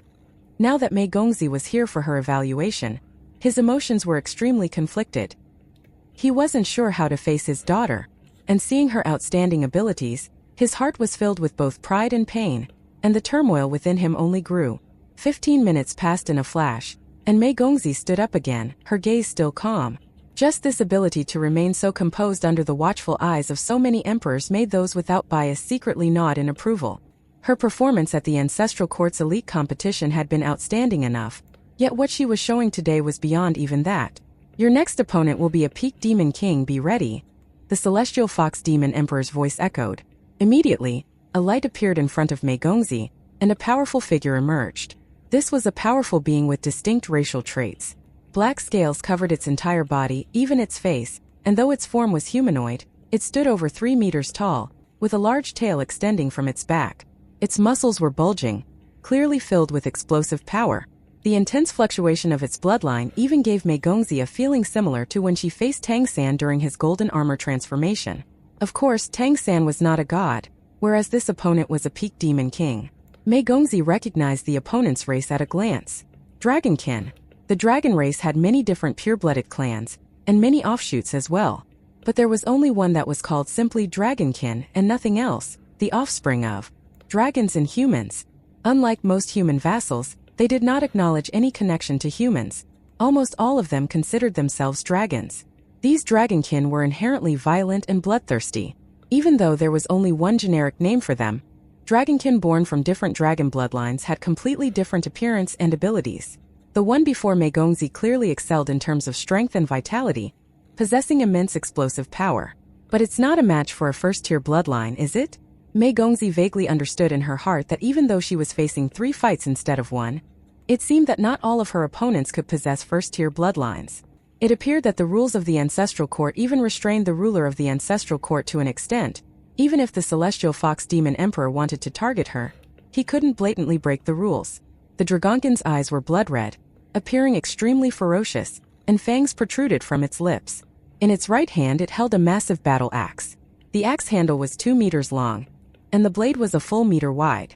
Yet this heavy battle axe appeared like nothing more than a straw in its hand. Begin! With the Celestial Fox Demon Emperor's announcement, the battle commenced. The Dragonkin let out a low growl, and a blood-red aura instantly radiated from beneath its feet. A domain. Mei Gongzi's pupils contracted suddenly. The opponent had activated a domain-level power right from the start. Since the Celestial Fox Demon Emperor had chosen this opponent to face her, this domain had to be specifically selected to counter her abilities. The red aura swept across like a sandstorm, turning everything in its path crimson. Everything it touched seemed to be exuding a red mist that burned slowly. Mei Gongzi remained still, choosing to analyze the situation calmly rather than take immediate action. When the red aura swept over her, she felt as if her bloodline was boiling, not weakening but instead seemingly strengthening. In the next moment she understood the effect of this domain. The red aura covered a range of about 200 meters in diameter, and within this area, it seemed as if all elements were burned away by the intense bloodline power, completely isolating the space from any external elemental energy influx. It's not just rejecting elemental energy, it's annihilating it. Without a doubt, this was an extremely rare domain. The purpose of this domain against Mei Gongzi was clear: to prevent her from using space energy in battle. The inability to draw upon this energy undoubtedly put her at a severe disadvantage. Meanwhile, for the Dragonkin, this element annihilation domain only served to boil its bloodline, further enhancing its own power. Faced with this situation, Mei Gongzi couldn't help but frown slightly. You people sure made an effort to target me. Let's see what good that does you. A wave of killing intent burst forth. The White Tiger Demon Emperor's eyes brightened, and he focused even more intently on Mei Gongzi. Mei Gongzi's jet black hair turned white almost instantly, and the killing intent around her surged dramatically. A circle of white light suddenly expanded from beneath her feet. The moment white light exploded, she moved like a bolt of white lightning, charging toward the dragonkin, whose body was burning with intense bloodline power. With the domain now solidly in place, the dragonkin also charged toward Mei Gongzi. But when the white aura swept over it, it felt a chill down its spine, as if a deep-rooted fear from its soul surfaced instantly. It was as though the killing intent of 10,000 demons descended upon it, forcibly extinguishing its boiling bloodline, causing its momentum to diminish significantly in an instant. The god-killing domain. Tang San knew it, so how could he fail to pass it on to Mei Gongzi? Moreover, the abilities of Mei Gongzi's white tiger transformation were all centered around killing intent. Over the past few months, Tang San had helped Mei Gongzi push her white tiger transformation further and further, allowing her to better control its traits and thus develop her own god-killing domain. Big Cat and Tang San could also use the same domain, but compared to what they had displayed in the past, Mei Gongzi was orders of magnitude beyond. Not only was she a god now, but her bloodline abilities were uniquely suited to this domain. Under the stimulation of the killing intent, Mei Gongzi's beautiful eyes took on an eerie pink hue, and her aura surged. The fierce killing intent erupted, and her speed and strength increased exponentially. Since space energy is restricted, I simply won't use it. With the full power of its massive body and high-tier bloodline, the dragonkin swung its massive axe, bringing it down upon Mei Gongzi. Mei Gongzi neither dodged nor evaded, instead charging straight at the giant axe. Just as the axe was about to strike her, her right hand suddenly rose and sharp crystalline white claws extended from her fingertips. These lethal claws gently brushed across the head of the axe like a hand plucking the strings of a zither, producing a crisp ding. Yet this seemingly gentle touch caused the trajectory of the giant axe to shift to the side, as if it was suddenly aiming for something else. Although the dragonkin hadn't used its full strength, it couldn't help but stagger at that moment. Mei Gongzi employed a mysterious footwork technique, and almost instantly flashed to its side. Her left hand swiped upward in a diagonal arc, directly targeting the opponent's throat. All her movements were incredibly fast, from her initial charge to deflecting the giant axe, and finally to the explosive swipe of her claw. The entire process flowed like water, with no hesitation or delay. If it weren't for the setting, the White Tiger Demon Emperor would have shouted, "Good!" out loud. All along, Mei Gongzi had been perceived as a master of space and nothing more. Although she had engaged in close combat during the Ancestral Court's Elite Tournament, it was rare and always very brief. She had never shown her full prowess in close combat. But this sudden burst of power perfectly combined speed, strength, and the White Tiger transformation's evolved god-killing domain, resulting in a tremendously powerful strike. It was an almost flawless attack. How could the White Tiger Demon Emperor not secretly applaud? The Dragonkin Demon King was no easy opponent either. Seeing that it could not dodge, it forcibly twisted its upper body, using its shoulder to bear the brunt of Mei Gongzi's claws. In an instant, blood splattered. The Dragonkin's defense was undoubtedly strong, but Mei Gongzi's claws, empowered by the White Tiger transformation, carried immense offensive power. Under the stimulation of the god-killing domain, her attack power was doubled, and she did not forget to imbue the claws with the razor-sharp power of spatial rifts as well. 5 deep gashes now decorated the Dragonkin's shoulder. However, the Dragonkin retaliated by swinging its long tail from behind, aiming directly at Mei Gongzi's face. A hint of disdain appeared at the corner of Mei Gongzi's mouth. As she took a step to the side, she instantly split into over a dozen figures. The dragon's tail swept through, but hit none of them. In the next moment, countless claw shadows enveloped the Dragonkin almost instantly. Geysers of blood erupted one after another, and amidst its cries of pain, the Dragonkin was covered in dozens of horrible-looking gashes.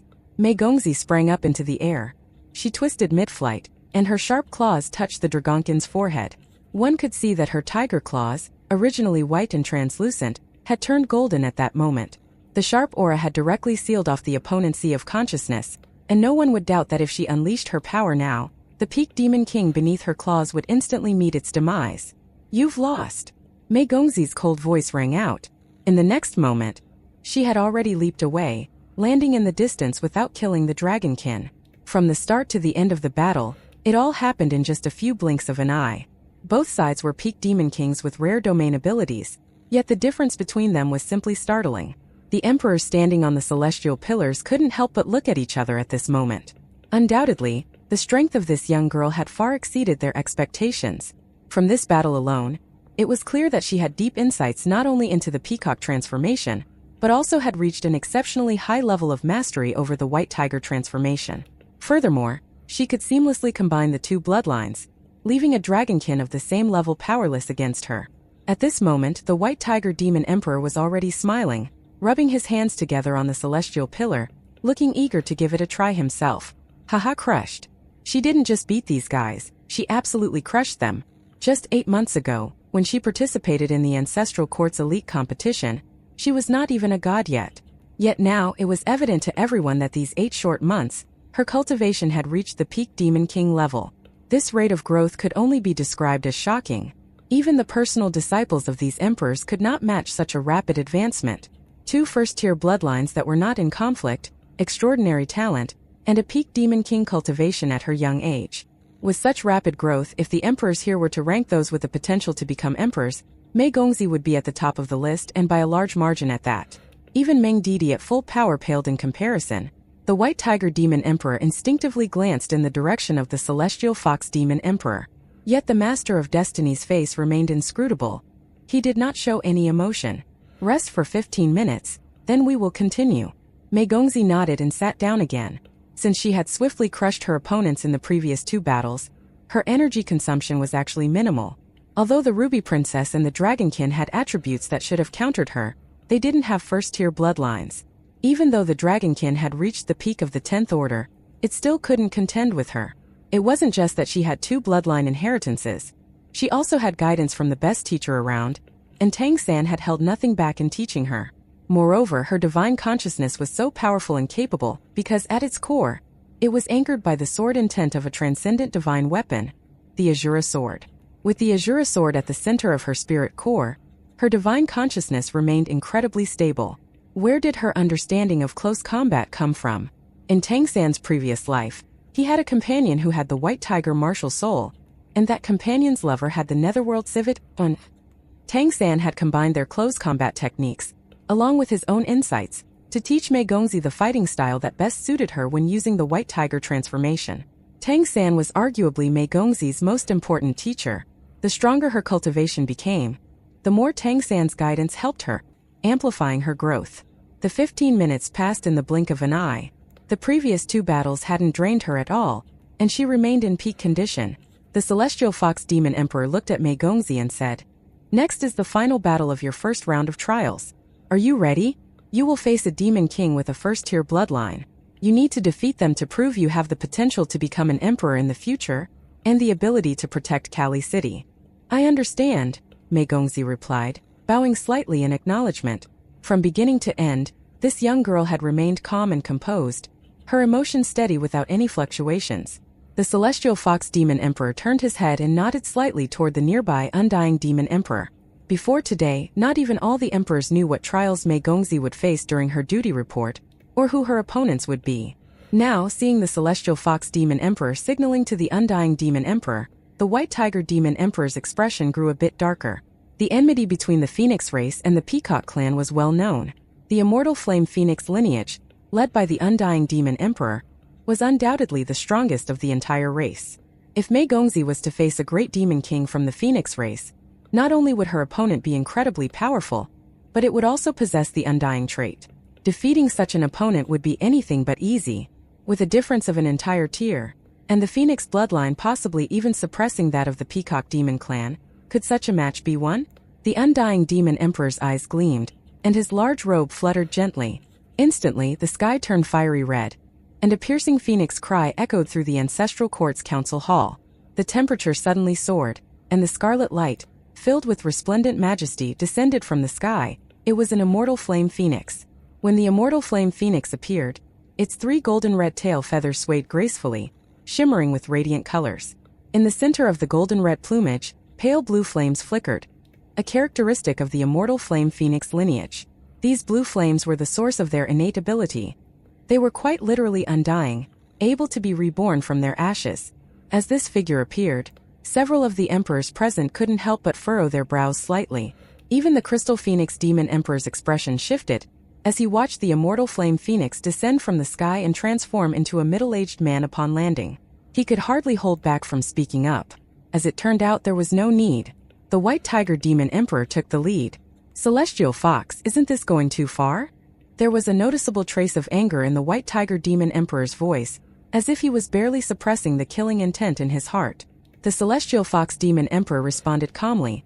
According to the rules of the ancestral court, the one who governs a main city must be an emperor. Only an emperor has the power to command and suppress all others. Moreover, in terms of the control of fortune, each emperor is the stabilizing force of our demon and nymph races, and they are the most crucial power on the demon continent. Each main city can be seen as a formation node of the continent. To secure the fortune of our races, these formation nodes must be guarded by powerful beings. Without sufficient strength, our fortune will weaken. She may be the heir of Wang Qing and the new leader of the Peacock clan, but she is inherently unqualified to be the one in this position, just as her father was not qualified. It was only because the Peacock Demon Emperor made outstanding contributions to our Empyrean dominion that her descendants were allowed to continue as the rulers of Kali City. However, the Peacock clan has failed to produce another emperor for many years, leading to instability in the coastal regions. You have all heard the rumors of a sea god. Where did that come from? It was because the power of Kali City was insufficient, causing a leak in the demon continent's fortune. Indeed, the talent and abilities this child has shown us indicate that she has the potential to become an emperor, and she may very well be the next emperor of the Peacock Demon clan. But, at least for now, she is not yet an emperor. Until she achieves that, anything is possible. Therefore, we need to see the certainty that she can become an emperor before we can confidently hand over the position of city lord to her. Moreover, human blood also flows in her veins. This necessitates an even stricter evaluation.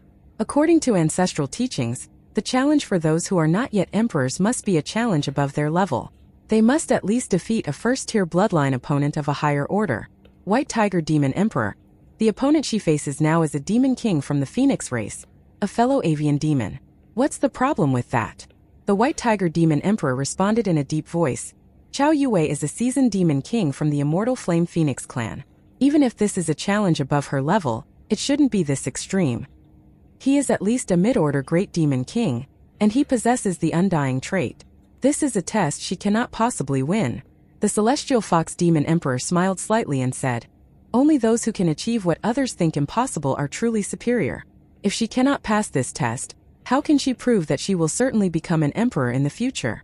The White Tiger Demon Emperor was about to continue arguing when Mei Gongzi's voice came from below. "Grandfather, I am willing to accept this trial. Thank you." Hearing her call him grandfather, several of the emperors present narrowed their eyes. Although Mei Gongzi had already shown her White Tiger transformation during the Ancestral Court's elite tournament, and with the White Tiger Demon Emperor now protecting her, the emperors had naturally figured out their connection. After all, there were only so many White Tigers. But knowing it was one thing, and hearing it explicitly declared in public was something else altogether. The revelation brought by her words was that she not only had the White Tiger Demon Emperor's support, but she was also acknowledged as an heir of his legacy. In other words, not only was she leading the Peacock Demon clan, but she also had a chance to lead the White Tiger clan once her grandfather was no more. The White Tiger Demon Emperor took a deep breath, nodded slightly and said, "Very well. If it becomes too much, you can concede." This was his way of reminding Mei Gongzi that a phoenix would show no mercy against a peacock demon. And even though Tang San had told her to refrain from killing her opponents, just in case the Celestial Fox Demon Emperor used that as a pretext to suppress her, there was no actual rule to that effect. Unless she conceded, the emperors could not intervene to stop the battle.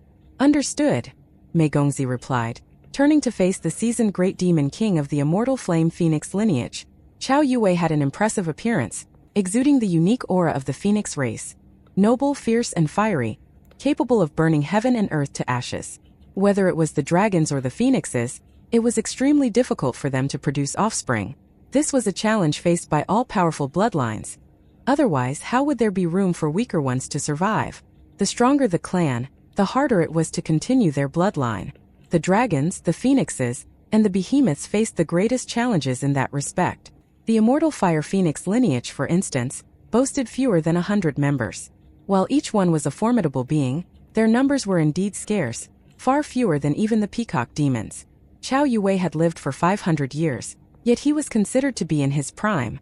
As a seasoned warrior, he had been a great demon king for over a century, possessing immense strength and a steady temperament. This was precisely why the Undying Demon Emperor had chosen him for this trial. to give Mei Gongzi as little chance as possible. As he looked at the young girl before him, Qiao Yue felt somewhat dismissive. He had been present earlier, hidden behind the undying demon emperor, so he had watched Mei Gongzi's previous 2 matches. Although those were 2 overwhelming and swift victories, he didn't think much of it. He could have easily achieved the same. A bloodline below the first tier was simply not on the same level as a first tier one, that was all. And the difference became particularly stark after undergoing the heavenly tribulation. Although Mei Gongzi had shown impressive strength, the immortal fire phoenix's power naturally suppressed the peacock demons. Against the powerful phoenix flames, spatial attributes were hard to utilize. As for Mei Gongzi's dual attributes, so what? There was a significant difference in their ranks. A demon king and a great demon king were vastly different in terms of power. He didn't even take into account his own undying attribute. He didn't see how this little girl could force him to rely on it. From any perspective, this human peacock girl stood no chance. Begin! The celestial fox demon emperor's voice echoed from above, announcing the official start of Mei Gongzi's final battle. A surge of powerful energy erupted almost instantly. Mei Gongzi felt as if a volcano had exploded before her, with scorching heat overwhelming everything. Everything before her eyes instantly turned into a sea of gold and red. Phoenix True Fire. This was a powerful innate ability that every member of the Immortal Flame Phoenix clan would awaken. The Phoenix True Fire possessed an absolute burning characteristic. Anything it touched would be incinerated, and it could not be extinguished. The terrifying heat completely obscured Qiao Yue's figure, making it impossible to see where he was. Everything below was instantly consumed by the scorching flames. A loud phoenix cry echoed. A massive phoenix silhouette with a wingspan of 100 meters appeared in the air, causing the entire space within a 100-meter range to distort violently. Upon reaching godhood, pretty much all strong demons and nymphs could awaken some kind of domain. This was one of the reasons a demon king was invariably much more powerful than a ninth-order demon. Those of weaker races didn't always awaken one, but for those with a first-tier bloodline, awakening a domain was a given. In fact, some of them would manage to awaken it even before the 10th order. In the case of the Immortal Flame Phoenixes, the domain was the Phoenix True Fire domain, a pretty straightforward domain that simply burned anything and everything within. Within this domain, the power of the Phoenix True Fire was greatly amplified. Not only was it inextinguishable by any external means, but it was also self-sustaining, so it didn't disappear just because there was nothing left to burn. It was extremely terrifying. At the higher level of a great demon or great nymph king, the domain would evolve, gaining a second ability. In this case, the second ability acquired by an Immortal Flame Phoenix Great Demon King's domain was that it could burn divine consciousness. An Immortal Flame Phoenix Great Demon King's Phoenix True Fire could not only burn bodies and weapons alike, but also incinerate divine consciousness. If one could not withstand this domain, they would face utter annihilation in both body and soul. There was good reason the Undying Demon Emperor was ranked among the top 3. Even the Crystal Demon Emperor, if trying to suppress him, would need to mimic the Phoenix True Fire domain to counteract the Undying Demon Emperor's own, ensuring that neither side could burn the other. Although Qiao Yue was somewhat dismissive of Mei Gongzi, just as the Celestial Fox Demon Emperor had anticipated, this seasoned warrior did not slack off simply because his opponent was beneath him. An eagle would go all out when hunting a rabbit, and so would a phoenix. Even if Mei Gongzi had some way to withstand the Phoenix True Fire domain for a short period, the energy drain within such a powerful domain would be immense. Meanwhile, being a fire attribute demon himself, Qiao Yue would experience a tremendous boost within his own domain. The disparity between them would grow with every passing second and eventually leave her with no chance to fight back. The White Tiger Demon Emperor watched with a dark expression, ready to intervene at any moment. Although the rules prohibited interference, the Celestial Fox Demon Emperor had already turned what should have been a single match into 3. If he stepped in to save his granddaughter's life, what was wrong with that? It was precisely because he had anticipated the existence of the Phoenix True Fire domain that he had spoken out earlier. But just then, a single point of silver light appeared in the center of the Phoenix True Fire domain. At first, the silver glow was just a small dot, but soon it began to quietly expand outward. The silver light flickered, making Mei Gongzi's long dress appear even more ethereal and otherworldly. The expanding silver was a series of overlapping space gates, each one crystal clear.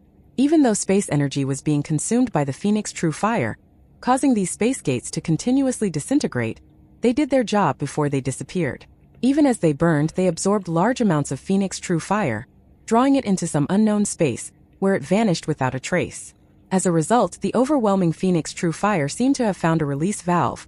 It poured continuously into the space gates around Mei Gongzi, gradually diminishing. Holding the celestial plume, Mei Gongzi danced gracefully among the space gates.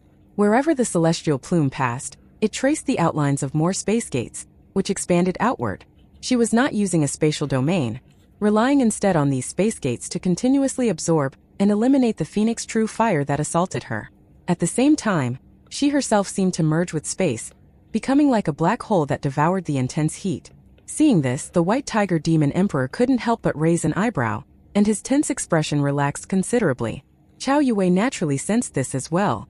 With his immense cultivation, this level of energy expenditure was negligible to him.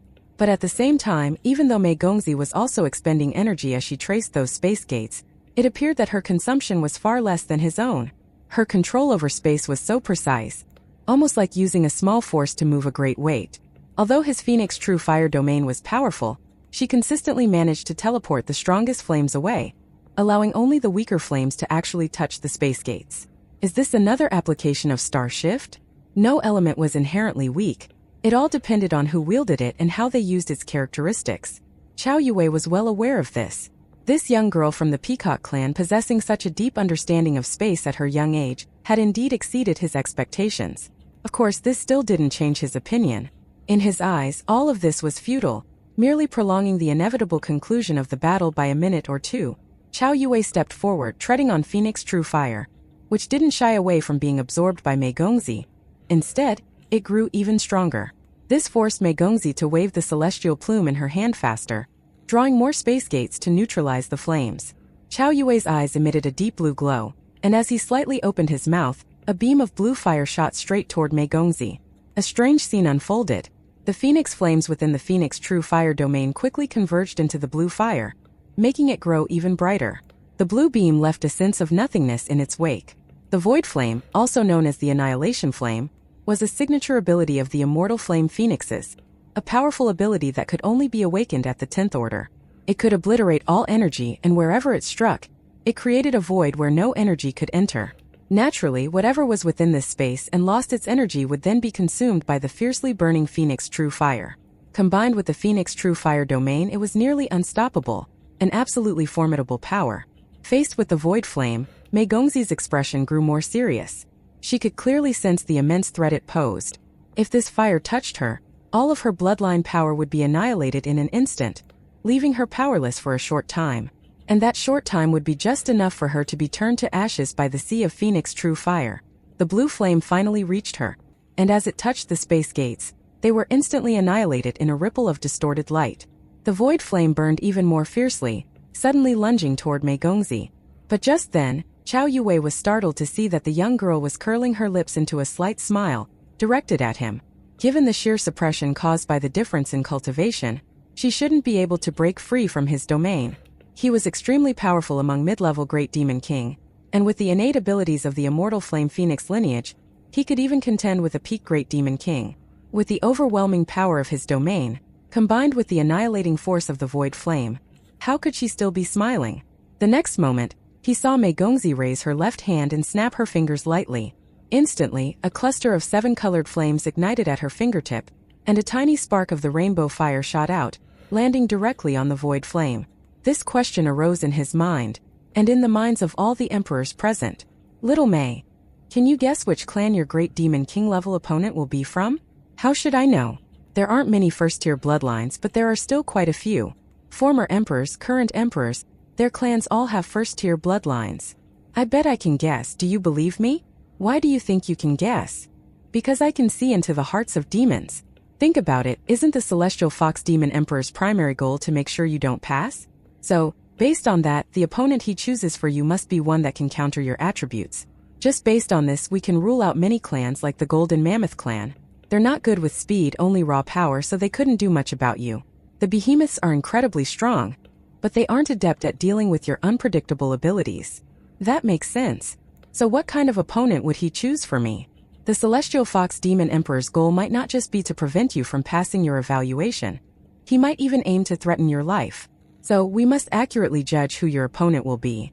If you find yourself in mortal danger, I'll sense it immediately and help you right away, so there's no need to worry, but I'd rather not get to that.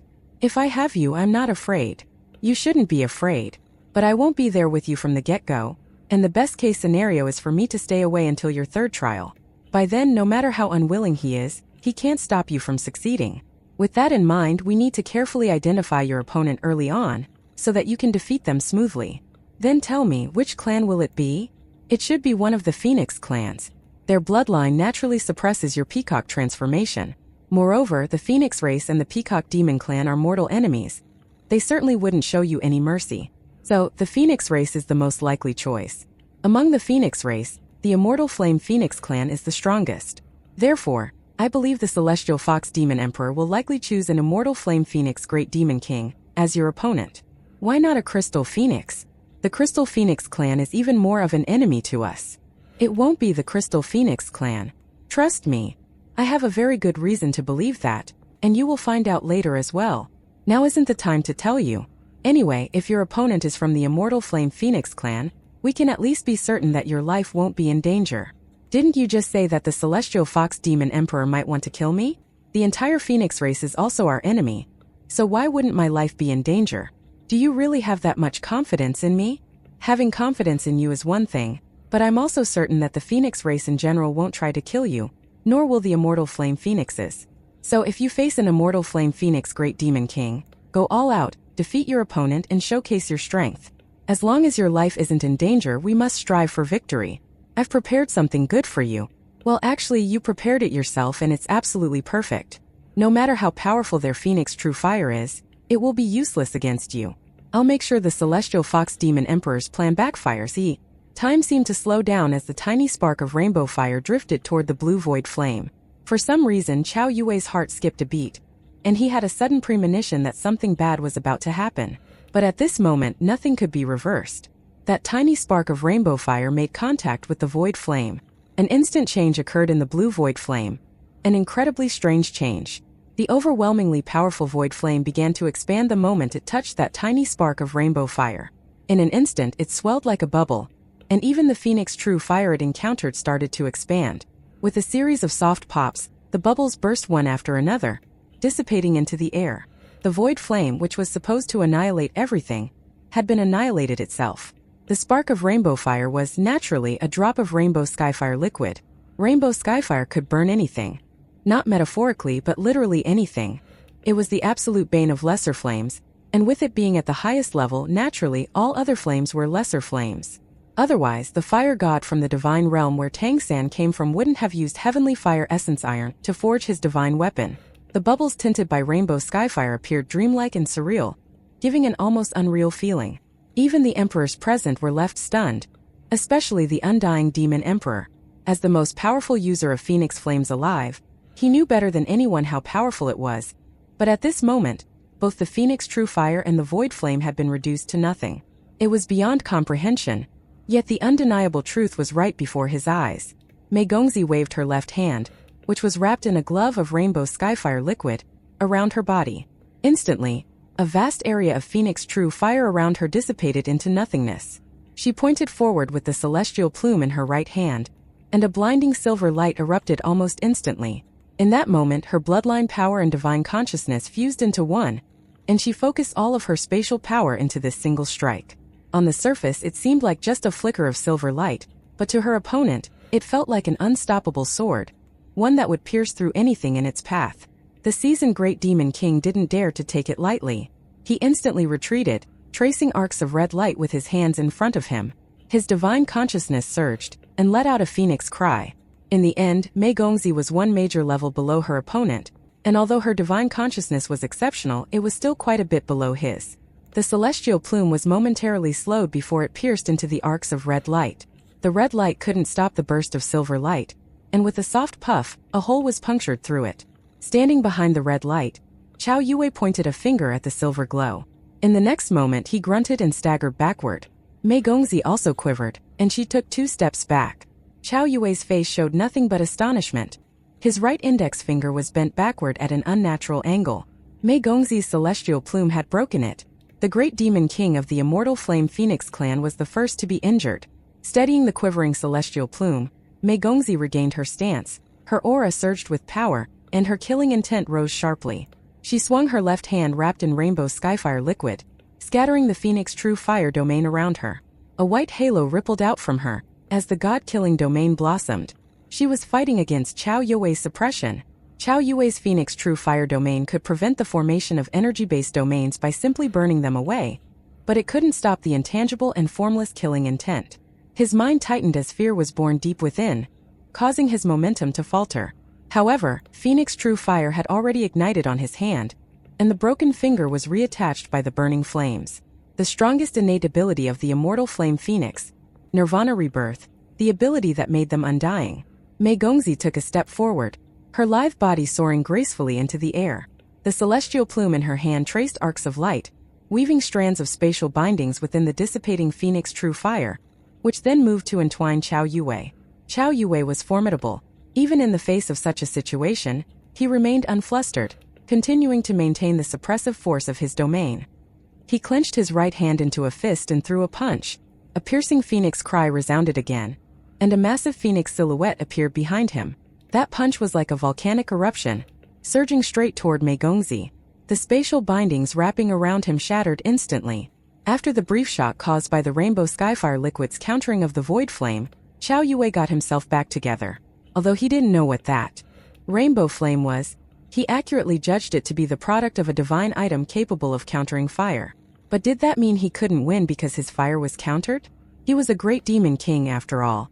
So he immediately resorted to the simplest yet most effective method: overwhelming force. You may counter my Phoenix True Fire, but you can't counter the bloodline power of a great demon king. It's my strength against your weakness, so let's see how you deal with that. As the punch that seemed capable of piercing the entire world came flying at her, Mei Gongzi's long hair fluttered behind her. Both she and her opponent were god-level powerhouses. Had this battle taken place outside, it would have caused a tremendous upheaval, affecting a vast area. But within the council hall, an invisible force kept their battle within a certain range, preventing any energy from leaking out. The celestial plume traced a circle in the air.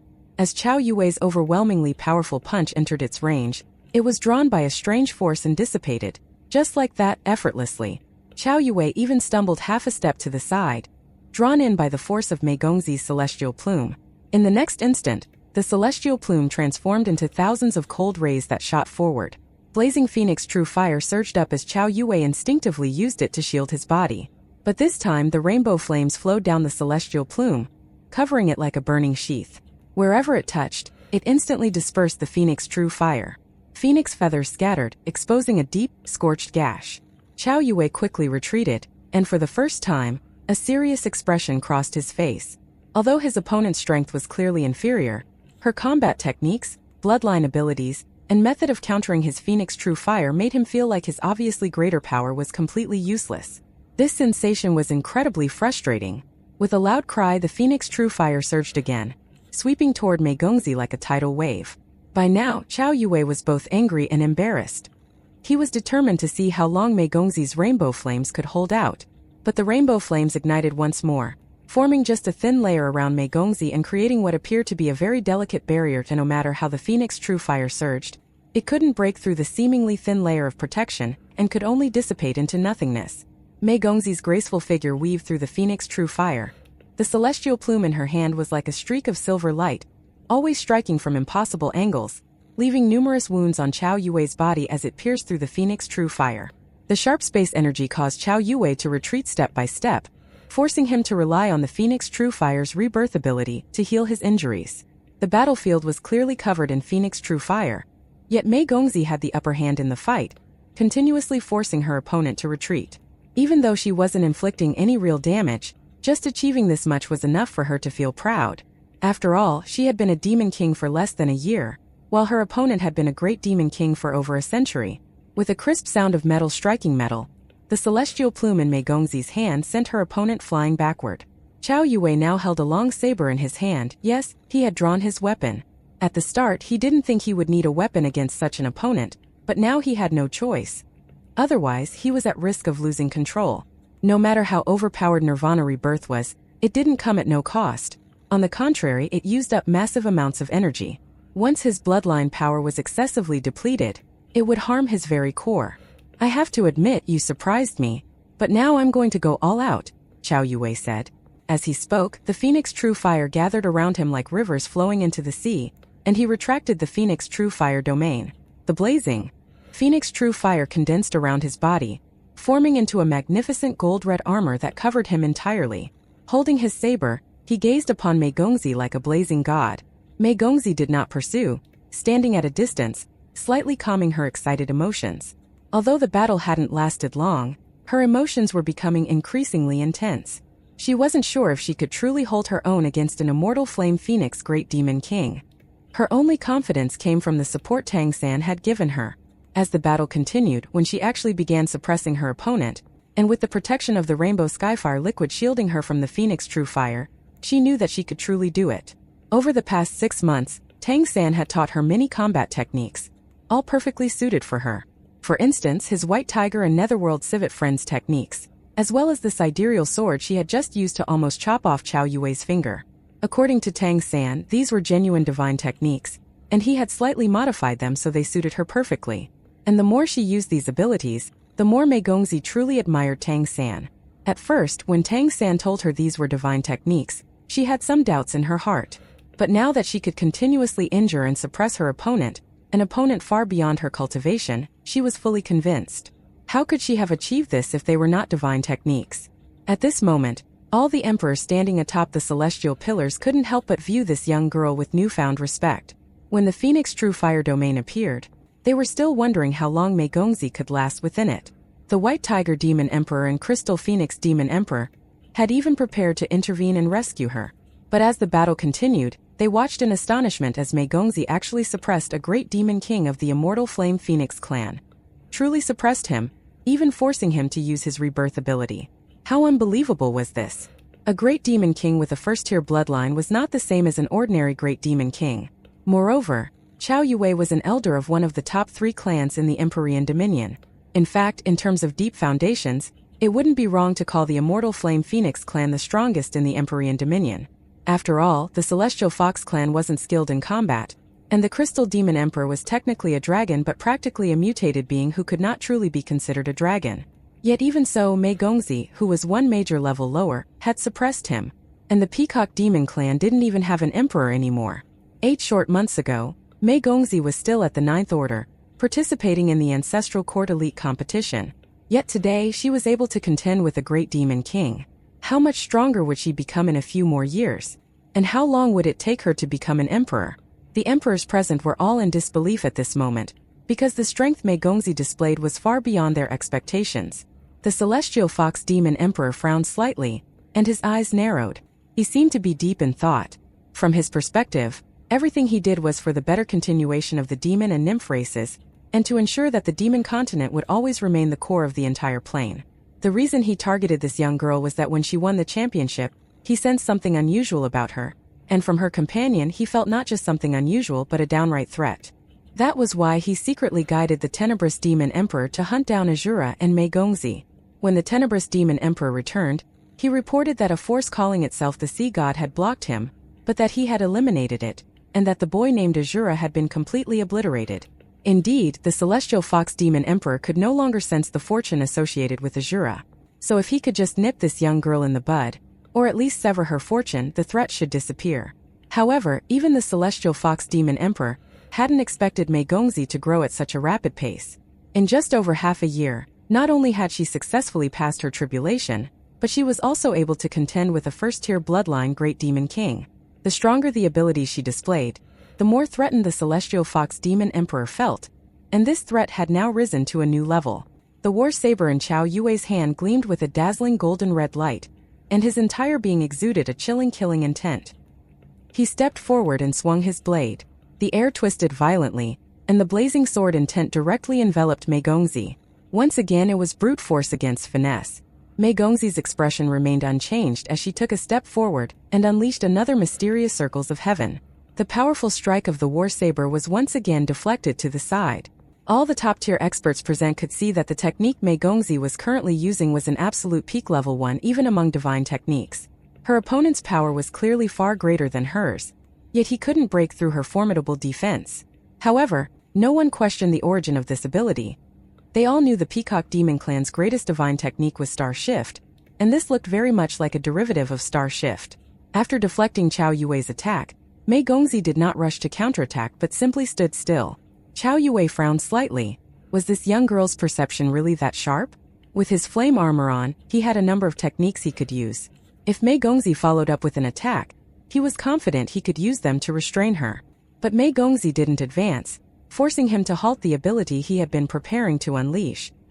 He slashed out with his saber once more, the powerful sword intent even stronger than before. Qiao Yue moved together with the blade, becoming one with it as he charged straight at Mei Gongzi. Mei Gongzi's celestial plume once again executed the mysterious circles of heaven, and with a short teleportation, she shifted her position. She neutralized his attack while also breaking his lock on her. In the next instant she was on the other side. The golden red light wrapping Qiao Yue flashed and vanished. If she hadn't dodged quickly, another ability would have undoubtedly struck her. She's trying to drag me into a battle of attrition in terms of cultivation. Mei Gongzi certainly couldn't match her opponent, but the mysterious circles of heaven was more about comprehension of space and divine intent. It wasn't particularly taxing in terms of divine consciousness and bloodline power, especially now that she was at the 10th order. Meanwhile, Qiao Yue's full-force attacks consumed a great deal. Combined with the energy he'd already expended earlier in the battle, he was actually burning through his reserves much faster than Mei Gongzi. Although great demon kings had strong regenerative abilities, it was hard to say who would come out on top if this continued. For Mei Gongzi, who had only recently stepped into godhood, achieving this much in the evaluation spoke volumes of her potential. Don't rush to attack. Once the situation stabilizes, use the mysterious circles of heaven to wear him down. The longer this drags on, the more it will work in our favor. The emperors will start to see you differently, not just as someone with talent and strength, but as someone with a calm and steady demeanor. In this way, the White Tiger Demon Emperor will surely support you without reservation. At the very least, your safety will be guaranteed. The more she fought, the more Mei Gongzi understood and internalized Tang San's guidance, instinctively following his instructions, calm and composed. Qiao Yue made several more attempts to attack, but each time, Mei Gongzi easily deflected them, maintaining her distance and never giving him the opportunity to unleash his full power. This frustrated Qiao Yue immensely, as he constantly felt like he had the strength but couldn't use it effectively. As a great demon king fighting under the watchful eyes of the emperors, Qiao Yue felt his cheeks burn with shame as the battle dragged on. Before the battle began, he had assured the undying demon emperor that he would end the fight quickly. But now, even winning seemed uncertain, let alone doing it quickly. The undying demon emperor, standing atop his celestial pillar, maintained a calm expression, watching the battle quietly. No one knew what this powerhouse, second only to the celestial fox demon emperor, was thinking. But a closer glance would reveal that his gaze was more focused on Mei Gongzi than on Qiao Yue. Qiao Yue didn't continue his pursuit. With a combination of mysterious circles of heaven and teleportation, he couldn't lock onto Mei Gongzi at all. It wasn't that he hadn't considered using the Phoenix True Fire domain again, but although the domain's power was immense, it also consumed a massive amount of his energy. If he tried to maintain both the Phoenix Armor and the Phoenix True Fire domain simultaneously, he wouldn't be able to last long. If it proved ineffective, he would likely lose. What to do? This was the most troublesome issue Qiao Yue faced at the moment. His opponent was so elusive that he couldn't catch her, and losing this battle was not an option. The emperors were all watching, and his mindset began to shift, growing increasingly anxious. In contrast, Mei Gongzi, as the weaker party, showed no signs of urgency. She simply observed and waited quietly. Your opponent is a great demon king-level powerhouse. As long as you can engage them in a prolonged fight, they will definitely be the one to grow anxious. They will try to force a decisive battle, aiming to defeat you in one blow, without giving you any more chances to dodge or evade. And when they do, your opportunity will arrive. As Mei Gongzi recalled Tang San's earlier advice, a subtle, beautiful curve appeared at the corner of her lips. This scene in Qiao Yue's eyes was the greatest mockery. He felt a surge of heat in his head, and all his calmness vanished in that instant. As a seasoned great demon king of the immortal Flame Phoenix clan, to let a battle with a mere demon king young girl from the Peacock Demon clan reach this point was an intolerable humiliation. Qiao Yue stood in place, flames rising from his body in an instant, as a series of loud phoenix cries echoed around him. "Burn!" he roared in a deep voice. In the next moment he soared into the air, transforming into a small fire phoenix, 3 meters in length and with a wingspan of 5 meters. This fire phoenix was blood red, a sign that he had ignited the flames of his bloodline. This was the most telling sign of a phoenix going all out, and it was an unprecedentedly powerful state, the immortal blood phoenix. In this state, all of the immortal flame phoenix's abilities would be enhanced to their peak. Undying and indestructible, capable of burning the heavens and boiling the earth. However, this ability was practically sacrificial. If used for too long, it would harm their very core, and it could even affect their undying nature. Therefore, they would never use it unless absolutely necessary. At this moment, unable to endure any longer, Qiao Yue was going all out to take down Mei Gongzi in one move. He erupted with blazing phoenix flames, transforming into the immortal blood phoenix, and shot straight toward Mei Gongzi. In an instant, Mei Gongzi felt as if everything around her had turned blood red. Even within her sea of consciousness, a projection of the immortal blood phoenix appeared, rushing directly toward her divine consciousness. The immortal blood phoenix was an all-encompassing attack. No one could evade it. The target could only face its power head-on. And if one couldn't withstand it, the result would be annihilation. The White Tiger Demon Emperor's gaze darkened again, and fierce white light began to surge around him. At that moment, the Celestial Fox Demon Emperor turned to look at him, causing the White Tiger Demon Emperor to feel his heart skip a beat. The divine consciousness and bloodline power he had gathered suddenly clashed for an instant, and the white light on his body flared up, but it seemed to falter slightly. "You!" The White Tiger Demon Emperor let out an angry roar, glaring furiously in the direction of the Celestial Fox Demon Emperor. And at that moment, something happened that no one had expected. The phoenix wings behind the Crystal Phoenix Demon Emperor had already spread wide, and he was ready to take action himself. But suddenly, the immortal blood phoenix flying toward Mei Gongzi let out a miserable cry in midair. The scarlet phoenix hurtling toward Mei Gongzi suddenly plummeted from the sky, crashing directly to the ground.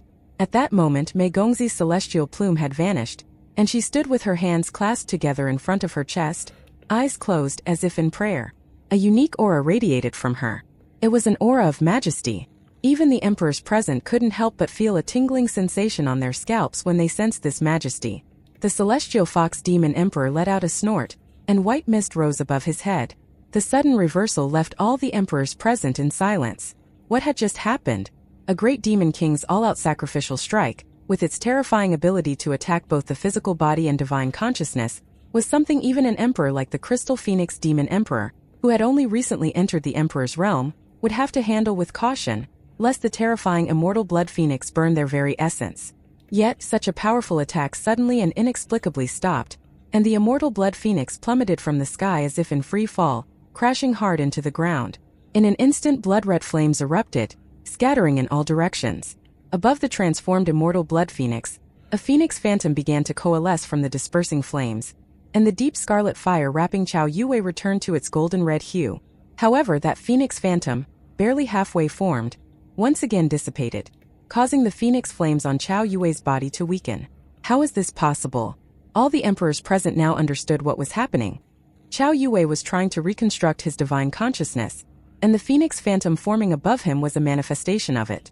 In other words, the reason he had fallen from the sky just now was that his divine consciousness had been severely injured, almost to the point of annihilation. He had already activated the power of Nirvana Rebirth to restore his divine consciousness, but shockingly, the reconstruction process had failed. Nirvana Rebirth was the most fundamental ability of the Immortal Flame Phoenix clan and the source of their power. Had it actually failed at this moment? Seeing this, the undying demon emperor could no longer remain calm. His figure flickered, and with a streak of fire trailing behind, he instantly appeared beside Qiao Yue, pressing his right hand down in the air. A layer of strange dark red flames enveloped the phoenix phantom that had begun to recondense for the second time. The White Tiger Demon Emperor did not stop him. The undying demon emperor's intervention at this moment signified that he had accepted defeat on Qiao Yue's behalf. On the other side, Mei Gongzi had already reopened her eyes, and within them, a trace of astonishment was evident. It was clear that even she hadn't expected this outcome. She had crushed her opponent's divine consciousness. The sacrificial strike of the immortal blood phoenix brought her unparalleled pressure, but this was exactly the opportunity Tang San had mentioned.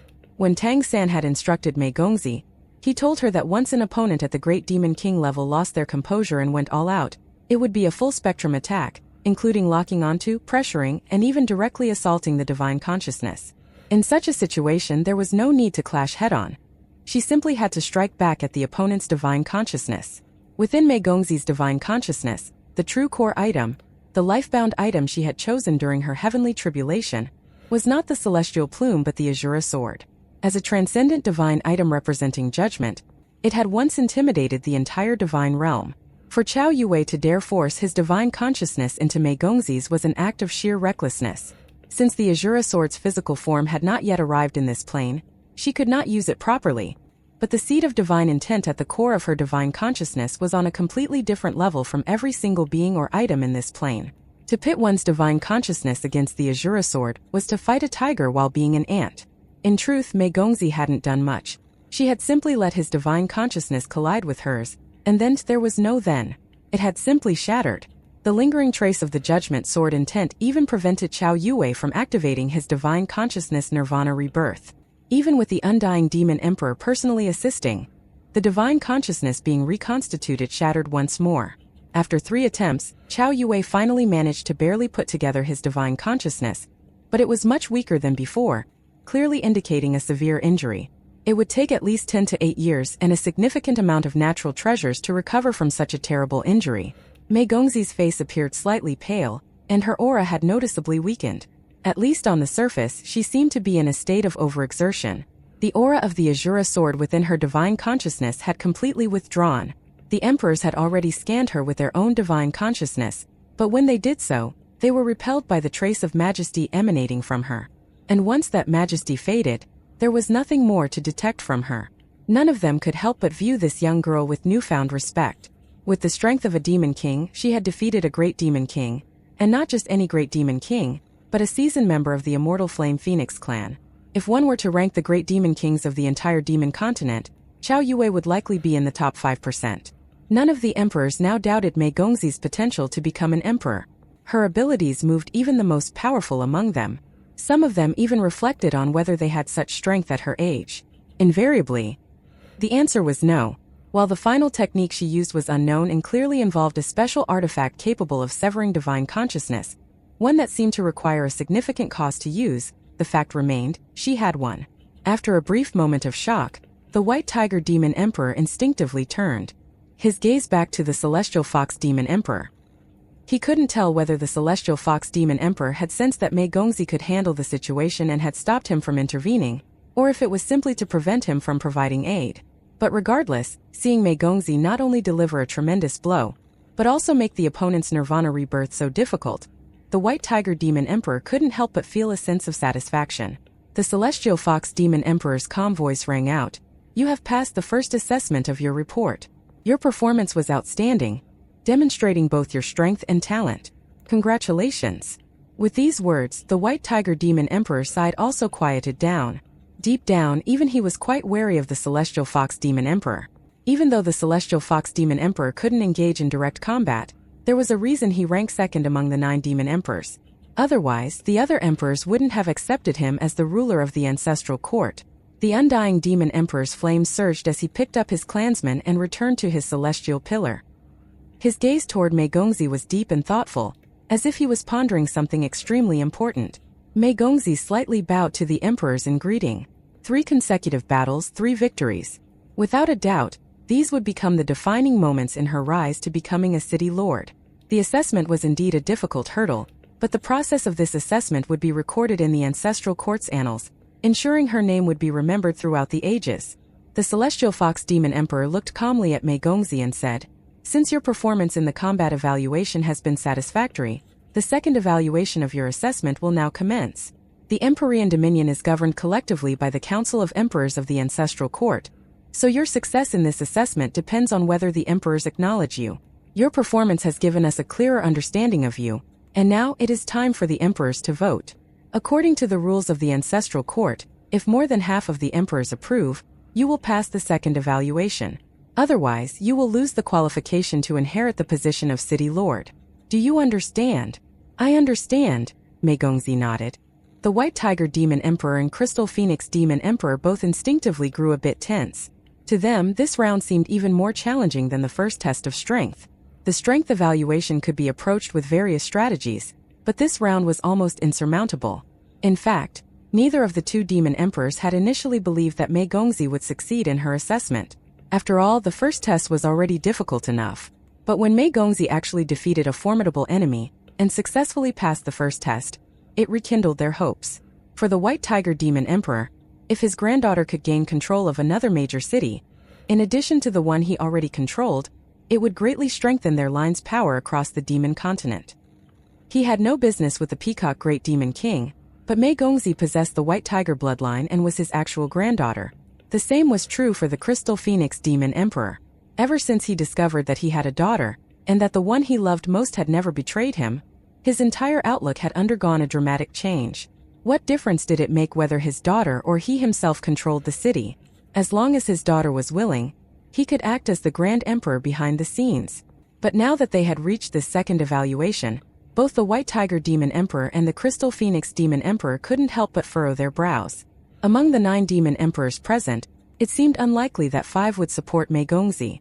At least they didn't think it was possible. Moreover, with the Crystal Demon Emperor absent, there were actually only 8. With 8, getting 5 votes would be even harder.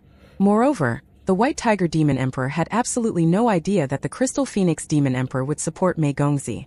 From his perspective, it was likely that he might be the only one standing by her. At that moment, the Celestial Fox Demon Emperor spoke up again. Mei Gongzi, you registered for the Ancestral Court Elite competition using this name, so I will address you as such. As you should know by now, your situation is unprecedented. In the history of the Ancestral Court, no one with the blood of another race than demons and nymphs has ever attempted to become a city lord. Human blood flows within you. This is against the ancestral tenets of the Ancestral Court, which is why you face 3 opponents in the first round instead of the usual one. Do you understand? Mei Gongzi nodded slightly. I understand.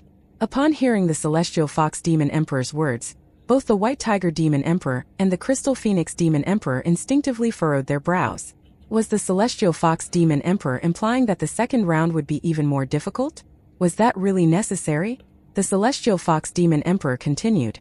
So if you wish to become the true ruler of Kali City, it cannot be by a simple majority. Out of the 9 demon emperors, at least 6 must agree for you to pass. I hope you understand. Mei Gongzi froze for a moment, a look of disbelief flashing in her eyes as she instinctively blurted out, 6. Yes, 6. The Celestial Fox Demon Emperor replied earnestly. The White Tiger Demon Emperor opened his mouth as if to say something but ultimately remained silent. This was for 2 reasons. First, the Celestial Fox Demon Emperor's reasoning was valid. In the history of the demon continent, no mixed-blood outsider had ever become a city lord, and indeed none had ever reached Mei Gongzi's level of talent and strength, making her a unique case. Secondly, even if 5 votes were needed, could she really secure them? Thus, the White Tiger Demon Emperor had already reigned in his earlier hopes. Just as he had initially predicted, Mei Gongzi was unlikely to succeed in this assessment after all. But the surprises Mei Gongzi had brought today were already more than enough, and the White Tiger Demon Emperor had begun to think that whether she succeeded in her assessment was no longer important. With such talent, if he kept her by his side and carefully nurtured her, she might reach the peak Great Demon King level in 5 years. Then they could seek an opportunity for her to become an emperor. Once that happened, then they could discuss the matter of the city lordship. After all, in the demon continent, everything was ruled by strength. Given the potential Mei Gongzi had shown, if she became an emperor, she wouldn't be on the same level as someone like the Crystal Phoenix Demon Emperor. She could very well be among the top. And with his support, who could stop her from advancing?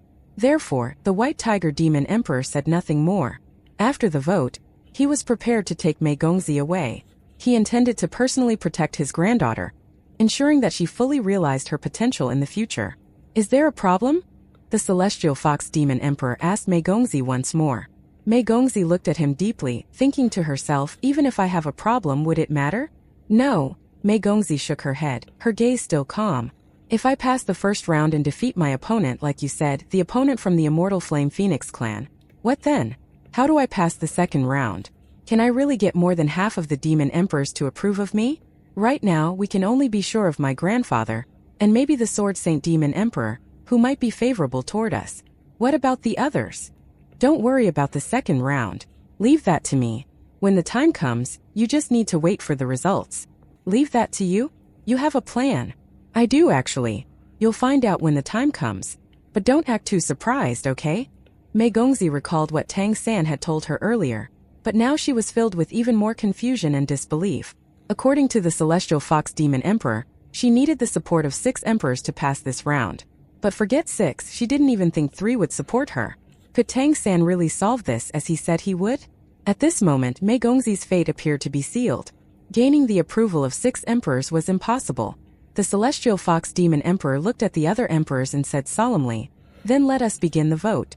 According to the rules, we will proceed from the lowest to the highest celestial pillar." The influence of different emperors varied, and the more powerful an emperor was, the greater their influence. For example, even though they were both emperors of the Phoenix race, the influence of the Crystal Phoenix Demon Emperor could never compare to that of his senior, the Undying Demon Emperor. Thus, while the number of emperors mattered in reality, the stance of the higher-ranking emperors was far more critical. And with the Crystal Demon Emperor absent, the highest ranking present was the Celestial Fox Demon Emperor. Meanwhile, the first one to express his stance would naturally be the Crystal Phoenix Demon Emperor. The Crystal Phoenix Demon Emperor's gaze fell upon Mei Gongxi. As he looked at her strikingly beautiful face, so similar to her mother's, his eyes involuntarily softened. His daughter, this was his daughter. Even though her blood had been changed by the Peacock Great Demon King and her demonic god transformation altered at her core, she still carried the Phoenix bloodline. Moreover, she was so exceptional, far more exceptional than he had been in his youth. Although the Peacock Great Demon King had been cunning and shrewd, his cultivation talent paled in comparison. In other words, Mei Gongxi's excellence must have come from Lin Shima's own inheritance. In other words, his daughter was undoubtedly so outstanding and powerful because of him. The Celestial Fox Demon Emperor's voice snapped the Crystal Phoenix Demon Emperor out of his fatherly reverie. "Crystal Phoenix Demon Emperor, please state your position." Almost instinctively, the Crystal Phoenix Demon Emperor raised his head, quickly lifted his right hand and said, "I approve of her." The other emperors nodded. His response came as no surprise, until they realized what he had actually said. The heads of the other demon emperors instantly snapped in the direction of the Crystal Phoenix Demon Emperor, all with expressions of sheer disbelief. Even the Celestial Fox Demon Emperor's eyes widened in surprise. "I'm sorry, did you just say you approve of her?" If anyone among the emperors present was the most opposed to Mei Gongxi's assessment, it had to be the Crystal Phoenix Demon Emperor, at least in the eyes of the Celestial Fox Demon Emperor. As the arch-nemesis of the Peacock Demon clan, how many times over how many years had he fought life-and-death battles with the late Peacock Great Demon King? In fact, it was ultimately due to him that the Peacock Great Demon King had fallen, leading to Mei Gongxi being in this position in the first place. They should have been absolute enemies. Whether it was the long-standing rivalry between the Peacock Demon clan and the Phoenix race, or the personal enmity between Lin Shima and Wang Qing, none of them could ever be washed away except in the blood of thousands. And speaking of blood, Mei Gongxi had a blood feud with this man for killing her father. How could he just agree to let her do what she wanted?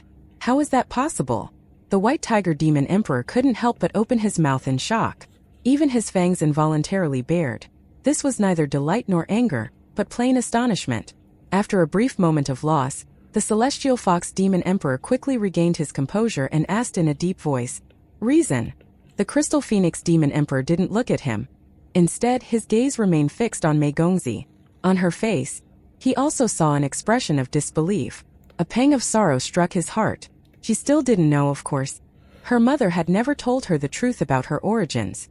But it was understandable. After all, the Peacock Great Demon King had just died, and she was now the leader of the Peacock Demon clan. It wasn't the right time for her to know. The Crystal Phoenix Demon Emperor let out a silent sigh, then spoke in a deep voice. "She has shown the potential of an emperor. In fact, I can say that among the younger generation I have seen in recent years, she is the most likely to become an emperor. Many of us among the emperors are over 1,000 years old.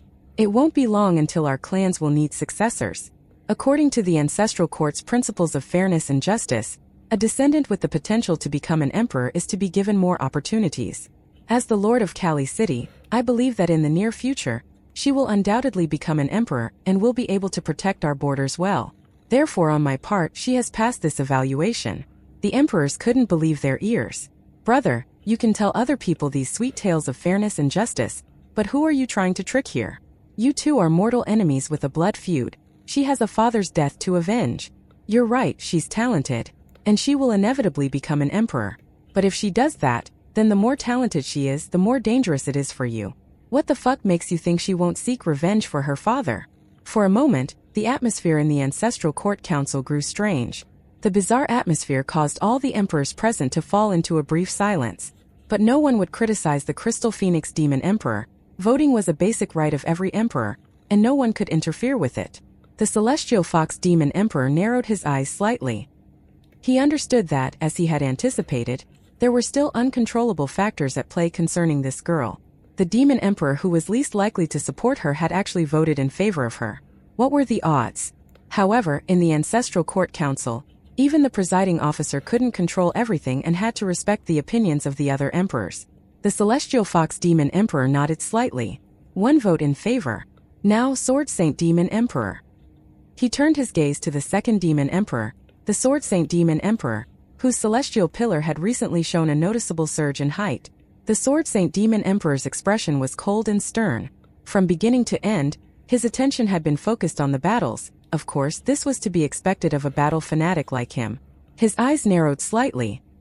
He raised his right hand and in a deep voice he said, "I approve." The remaining emperors couldn't help but be a little stunned. The undying demon emperor, who was standing not far from the celestial fox demon emperor, instinctively turned his head to look at him. The celestial fox demon emperor's expression remained calm, as if he had anticipated this. "Your reason?" Judging from the previous 3 battles, her understanding of swordsmanship is profound, and she can integrate it well with her abilities. If I'm not mistaken, what she used to defeat Xiao Yue was in fact a sword technique, and if she has a hidden divine artifact, that can only be a sword. I am only interested in the sword, and I approve of her sword. Therefore, I approve of her. A simple and straightforward reason, yet it wasn't quite enough to convince the rest. Among the emperors present, the Crystal Phoenix Demon Emperor and the Sword Saint Demon Emperor held relatively low positions. One important reason for this was that neither of them controlled a major city, but it was precisely for this reason that these two should have been the most opposed to Mei Gongzi. Only if the position of City Lord of Kali City was vacant would they have a chance to take it. Thus, their approval carried a completely different significance. It was different for the other emperors. Whether they supported or opposed Mei Gongzi, Kali City wouldn't fall into their hands. But if Mei Gongzi failed her assessment, the new Lord of Kali City would almost certainly be chosen from among the emperors with no city, namely, these two. Yet, even under these circumstances, the Crystal Phoenix Demon Emperor had lifelong enmity with the Peacock Demon clan. Yet he had still chosen to support Mei Gongzi. The Sword Saint Demon Emperor was so poor that he had put his clan's sacred divine item for auction, and yet he had still chosen to support Mei Gongzi. The fact that 2 emperors gave her a passing grade from the start completely changed the atmosphere in the council hall. "Sword Saint, whether you decide to or not, we are grateful for your previous help. But in Little Mei's first battle during the assessment, you might want to pay close attention to her final move. If that move interests you, then I hope you'll support her assessment. Whether she ultimately succeeds or not, I can personally show you the characteristics of that sword afterward. I once told you that the sword is judgment. I'm sure you'll be interested in what a true sword of judgment looks like." Not long ago, that young man came to the Sword Saint Palace. The young man whom the Sword Saint Demon Emperor thought was dead had returned to life and brought with him a great temptation. Especially after seeing with his own eyes how Mei Gongzi's final strike had almost obliterated Xiao Yue's divine consciousness, making even Nirvana rebirth difficult. How could he, whose sole passion and only path was the sword, suppress the excitement within him? The Sword of Judgment. Was this the true Sword of Judgment? After its judgment, even the undying trait of a phoenix could be erased. The Sword Saint Demon Emperor understood clearly that the only reason Xiao Yue had ultimately succeeded in his rebirth was due to the undying Demon Emperor's protection and assistance, as well as Mei Gongzi's insufficient cultivation. Otherwise, that shred of sword intent would have completely annihilated him. This was definitely a sword technique he had never seen before, and it was one of the things he most longed for in his heart. If his sword could achieve the same effect, it would undoubtedly cause his celestial pillar to soar. Such temptation, how could he possibly refuse? This was far more important than becoming the lord of a city. This was the true pursuit of every single red-crowned crane in history. Things wouldn't have reached this point if he had wanted to become a city lord. So, after personally witnessing that sword intent, he chose to support Mei Gongzi without hesitation. Alright, 2 votes in favor. The process had to continue, and the Celestial Fox Demon Emperor didn't dwell on the situation, instead turning his gaze to the 3rd Demon Emperor. The third in line, ranked 7th among the 9 Demon Emperors, was the Golden Radiance Mammoth Demon Emperor, the one Mei Gongzi had seen when she had first arrived at the council hall. A faint golden aura flickered around the Golden Mammoth Demon Emperor as his gaze fell on Mei Gongzi. Without much hesitation, he raised his hand and said in a deep voice, "I do not approve." As soon as these words were spoken, Many of the mid-ranking emperors present seemed to breathe a sigh of relief. Yes, this was normal, opposing her made sense. If everyone supported her, what the hell would that be? The celestial fox demon emperor's expression remained unchanged as he calmly asked, "Your reason?" "Her impure bloodline is my reason. I oppose someone with the blood of another race becoming a city lord. This could create unforeseen changes in the future." After she became the interim city lord, she gave freedom and status to the humans in Kali City. As a result, the human population in the nearby cities began to shift, migrating toward Kali City. Many nobles are too angry to speak out, all because of her position. Therefore, I do not support her becoming the city lord. In fact, the nearest major city to Kali City was ruled by none other than this golden mammoth demon emperor, so he knew best what was going on. Moreover, his reasoning was entirely logical. A new emperor would inevitably favor the clan and race whose blood they shared. This was almost inevitable, and Mei Gongzi had already shown that she would favor humans. In fact, the premature establishment of human settlements had already caused dissatisfaction within the ancestral court, so the golden mammoth demon emperor's displeasure was entirely understandable. Noted. 2 votes in favor, 1 against. The celestial fox demon emperor said calmly. His gaze then shifted to the 6th-ranking figure, none other than the eternal night sovereign, the tenebrous demon emperor, who had once hunted down Mei Gongzi, her father, and Azura. He had been rather quiet today, from the start of the battles until now, almost fading into the background. As the eternal night sovereign, his energy levels were never great during the day, and he naturally preferred to remain hidden in the shadows. It wasn't until this moment that all the emperor's gazes focused on him. The tenebrous demon emperor's gaze turned toward the celestial fox demon emperor. He raised his hand, and a hint of complexity suddenly flickered in his eyes.